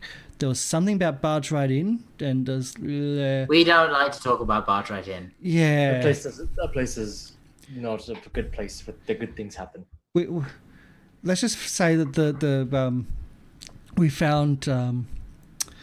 we had a note delivered to us from those mercenaries, and they're not happy with you. But we'll back you up. You know the ones that run the Barge Right In, not the inn itself, but the town. Well, actually, I think the inn itself as well. But it's okay. We'll back you up. I don't understand what their problem is. Everything was. We lost the key, but we found it again. Yeah. And nothing was stolen. No one was killed. We did our job. It's still the same inn. We were able to return it in the same condition. So yes, I understand. Was it even us that lost the key? Did we lose the key, or did someone else lose it and we found it for them? Someone else lost the key. Someone else lost the key for sure. So I don't know why the ire is being directed to us. We've done some investigations. We do have some ways of getting into and infiltrating. They don't, and we've found that it was political. That's all it was. It was political. They were trying to use use us, our name, as a political gain against each other. They don't have a power. They don't have a solid structure in their group. So whoever is weak can be replaced. I like our group better. We vote on things. Yeah. And he looks at the horses. Yeah, and he looks at the horses like, even if we vote on things, it doesn't matter. While we're talking about all of this, can I just look over the horses and all the things and just slowly calculate how much all of it's actually worth? Lots of money. Have you got survival or animal handling or? I have as an appraisal type thing. Yeah. Yeah, but if you've got a proficiency on either one of those, on animal handling or survival, to see I don't have proficiency in either. Okay, because I was going to say if you had proficiency and you had, I know your background, you would have had advantage. So now you can just do a flat roll. background on the quality of horses and tack. I might have that. Yeah, I'd give you that. But I'm not again. proficient. If you're proficient, I'd give you an Yeah. advantage. Otherwise, you're just going to have a flat roll. I'll do a flat roll. Yep. You want to do 2 Kadon, or would you rather do it? I'll just do a flat roll. Seems good. Okay, you do it. Seems good. Okay, so flat roll of 10, also 11. Yeah, they look like they're quality, but you can't really tell. You wouldn't know, you wouldn't know if they're racing stock or anything like that, or if they're just like pretty but useless. You don't really know which muscle groups to inspect of what's what in a horse. Okay. It's not really your background, and if you had that background, you'd know how much it'd be worth more. Seems good. Yeah. All right. Just thinking, I need to hire someone to figure out how much this is worth. Yeah. While there's no real stabling places, there's a lot of farmers around, and there's a lot of there's wagon repair shops as well. So they might know. They might be able to give you a ballpark figure. Seems good. But they're like, you each have a horse or a pony, and Ward will have a draft horse. And again, it's huge, it's bright, it's beautiful, it's perfect white. And they've all got their own tack and everything needed. But inside, now let's go back inside and let's deal with business, and then we can have. Would you like supper, dinner? I can get something brought up while we eat. Actually, something brought up to the room would be a nice change of pace. Yes. Normally we just eat in the tavern. Would you like it from the tavern or somewhere else? I mean, how long have you been here? Choose. Have you gotten what sick of you the chicken as well? Chicken? No, we haven't had chicken. I hear the across the road's got better food, and it's rustic. It's humble. Yes, it's peasant, but it's different. At least it's a little bit better. So I can send one of the servants to get that, and just bring us some meal and some drinks and wine. I've I've been that servant, being a runner. And wine. we'll get some wine. Wine seems good. Whatever you feel, Driscoll. You know, you've been here. You know, I don't know how long you've been here. We've been here for a while, but we haven't had actually time to, enjoy, around. So whatever you feel is the most. Okay, no problem. Good. And calls over one like someone that you've never met before. That seems to be looking over one of the wagons, and seems to know Driscoll quite well and very subservient to him. And he then is given a pouch of gold and rushes off. Without even looking back. And Driscoll said, about half an hour, and we'll have something. But up to the rooms. So we've got an issue. And we'll just move straight into the rooms and into everything, because we're going to have to finish about 5 minutes. So, because my alarm's about to ring off. So, they've got a little bit of an issue. There's a delegation that's supposed to be arriving at Waterdeep a few weeks ago. And see, the delegation is about trade and about gold, and a lot of gold. And the trade is about weapons and armor and steel. So it's kind of important to the Master Lords of Waterdeep that the delegation is seen to, but they disappeared. So they disappeared coming from the north to the south along the long road, and we found out about this and kind of got our claws in and convinced some people and some nobles that we should be the ones to ask. And hey, they asked us after spending quite a bit of money. So what's happened is there's a delegation from Minbar that was traveling south. We know that they haven't reached Red Lark. I've been asking around. They didn't come through. They were coming. They've come through Trebor. We know that, and they're still heading south. And we heard. I've spoken to some people, or some people have spoken to some people, that they at least got to Westbridge. So from Westbridge to here is where they haven't come. Somewhere in the Somber Hills. Yes. So do you have a description of them? You will know them. So a delegation, I think the last delegation that came through had something of 50 to 60 people. And that's a weird sound. So 50 to 60 people, most of which guards, traveling in numbers, all uniformed. Yes. So there was something about them maybe going, like someone said that they may be going to Bellard. Oh, sorry, Bellard. But that was in passing. We don't know for sure. So we're going to ask you if you can head up to Westbridge, do some investigations, and follow those investigations to find this delegation. Of course. So this has been asked of us unofficially, but officially as much as the Masked Lords and the Open Lord can do in Waterdeep. So essentially, do your best, and we'll see what we can do. The horses are a present from me to you. Not the others. Don't listen to the others. They did absolutely nothing. It's all my money. They always lying. So yeah. Once now I've finally seen you here. Good. I'll probably head off tomorrow or the next day. If there's anything else you'd like, and I can see if I can arrange that. But oh yes, and the food arrives. I give a glance to Kadan. I look at Kip, like when Kip looks at me, I'm looking at Kip just like.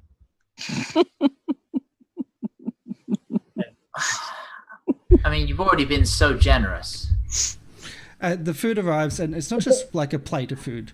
There's several people carrying up what looks to be a banquet of food for the rooms, and they also bring out bottles of wine as well. You're saying? Well,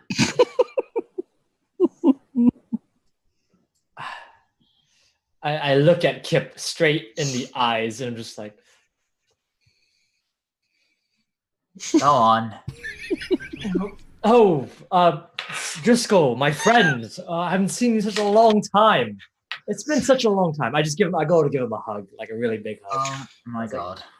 It's been such a long time. I'm sorry we haven't had time to call or talk. You know, how's your family doing? I assume they're doing well, of course. No family, all dead. Oh, of course. Sorry, I must have misremembered. But Driscoll, there's been an issue in Red Lodge. We haven't had time to talk because we've been just going out and in, and the most recent job that we had.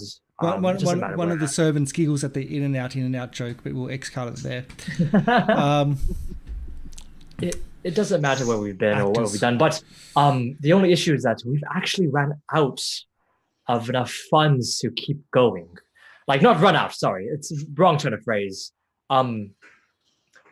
Although we appreciate the silver daggers, all the generosity, and yours, of course, your generosity is amazing. From person to person, from your younger junior to a senior, I feel like at the moment, our parties, the job we just went on had just drained our resources, and we're a bit lacking in,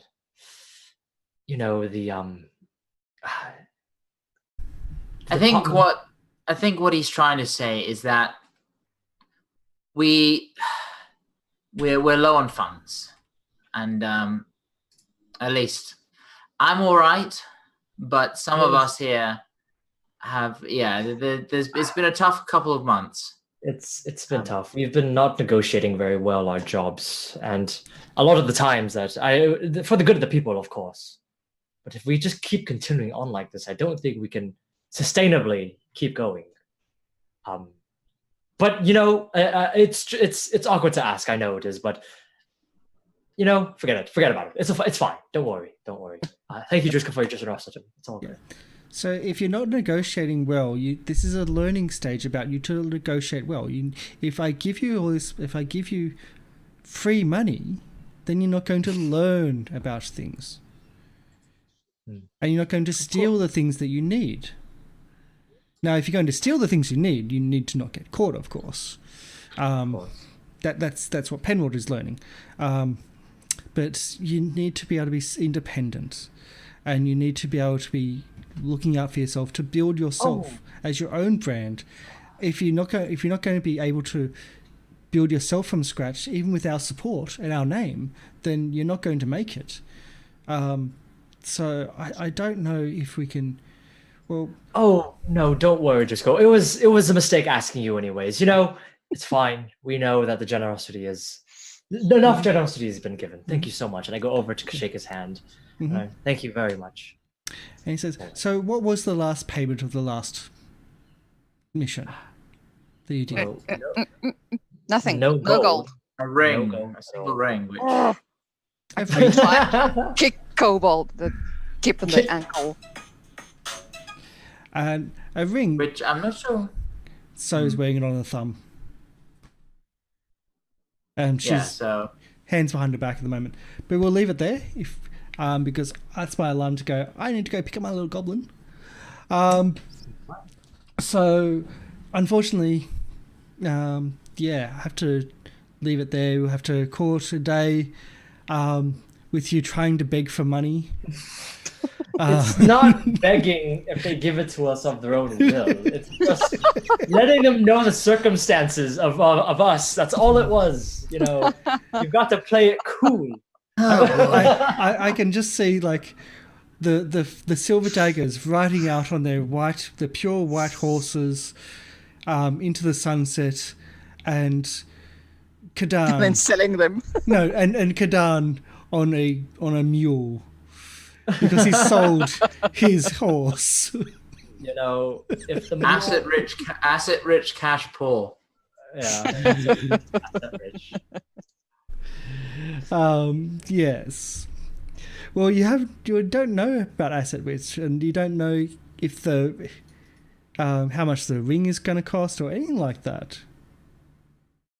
I think this might be someone to ask, but oh well, we're going to finish. I wouldn't trust him to give the right answer. We will ask. We will ask eventually. Do you want to ask now, and I'll give you an answer? I don't want him to know about the ring. I will whenever, since So has it, when she comes back, we'll get So to ask. Okay. All right. Okay. Yeah, that's a good option. Okay.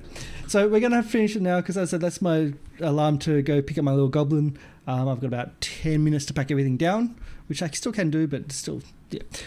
So hopefully we actually haven't even had a break today. Wow, it's just been so full on. Sorry about that. We started late. It's fine. We also did start late, but it's been fun. My name is Carl the Goblin, and we have to our side here, Kamali, or Kathy, the player of Robold the Bard. So Robold the Beard. I always do Bard. Robold the Beard. Don't make that mistake. Our sorcerer barbarian, who has to choose one or the other in combat. We have below us, or below me, right down here, Marco, or Sky Blue Shinx, playing Kip, our kobold fighter, battle master, extraordinaire, who has a thing against anyone bigger than him, which is most people. Not necessarily. But you can also prove yourself in combat against anyone bigger than you. Yeah. Which is also good. And down in the bottom corner, it's that way, is Will, who's been playing Kadan, our priest of Kellenvor, our grave cleric, who refuses to heal anyone unless they're dead. It's not a refusal. It's just an efficiency. You don't understand. Hopefully we'll have Peach back next week to play So, and Ninjavo to play Ward. It's a lot more serious when we don't have those two crazy children. Our troublemaker and our Things big baby. get done. Things get done. I know. Things Wow. get done. We finally left the Feather Gale Spire. Yes. Oh, we're out. You know, we said the same thing for the Bodge I did. You did. You totally did. And One question, Kosh. One Yep. question. So there's like this number 3 on my sheet. Does it turn to 4?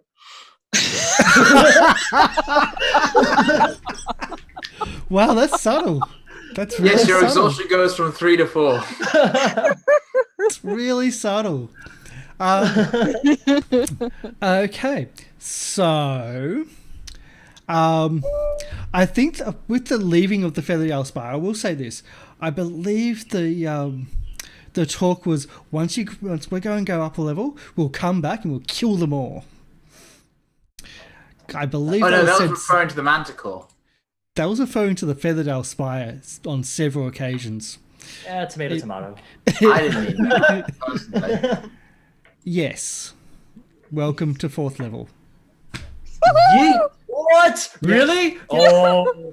Prepare, So prepare we're for all some role HP playing at next the beginning of next episode. Oh Yeah. boy, this should be interesting. I gotta figure Oh. out. Oh boy. Oh, Should we roll I've for got HP decisions right to now? make. I was going to say I know afterwards. he if doesn't have time. I You don't. gotta Okay. get your Yeah, food. we'll do it next time. We'll do it next 5 time when minutes. everyone comes Yeah. around. Yep. So yes, it was going to be, either this session or next session. But as I said, now that you're in past level 3 and the adventure starts fully, you're doing full random encounters and full everything. So just as a heads up, I skipped 2 random encounters to get you back to Red Lark just because we were running out of time. Okay. Which is why you would Yeah. probably have been here. And I was like, maybe not, but yeah, it's all good. I don't mind doing it now. But yeah, thanks for joining us. You may have been hearing some sounds and some music in the background, and that's thanks to Syrinscape, an amazing program for both online and offline music. So online play, offline play, face-to-face role-playing, pretty much anything you want. It's an amazing product. We're using Roll20, which is a virtual tabletop for all your role-playing, dice games, card games, everything there. And we're playing the Prince of the Apocalypse. So I think that's part of everything. All good? Yep. Yeah, and I'm going to be Awesome. bombarded with, can I choose this spell? Can I choose that spell? Or over the next couple of weeks, I'm sure. So tomorrow we have the single class challenge for our druids. They took out the biggest thing in the dungeon first, and they're now going, what's next? But it's not depressing. It's actually incredibly entertaining. We have as mentioned before, we have a druid which is from Earth Focus who doesn't like dirt. We've got an Earth Ganassi who is made of dirt. We've got a rat druid, and we've got another druid who eats rats. So it's kind of a dynamic party. It's a bit weird. It's quite entertaining, and we'll try to do some sim racing tomorrow night as well. And next week we should be starting our Blades of Waterdeep, and we've got some amazing artwork finally arriving, and it should be really, really good fun. And most of the cast members you may have seen before in our Barbarian single class challenge, so they work together well. They've already got a great dynamic, and we've got a couple new cast members in there, which is also really good. So I think that's it for everything. Bye. Bye.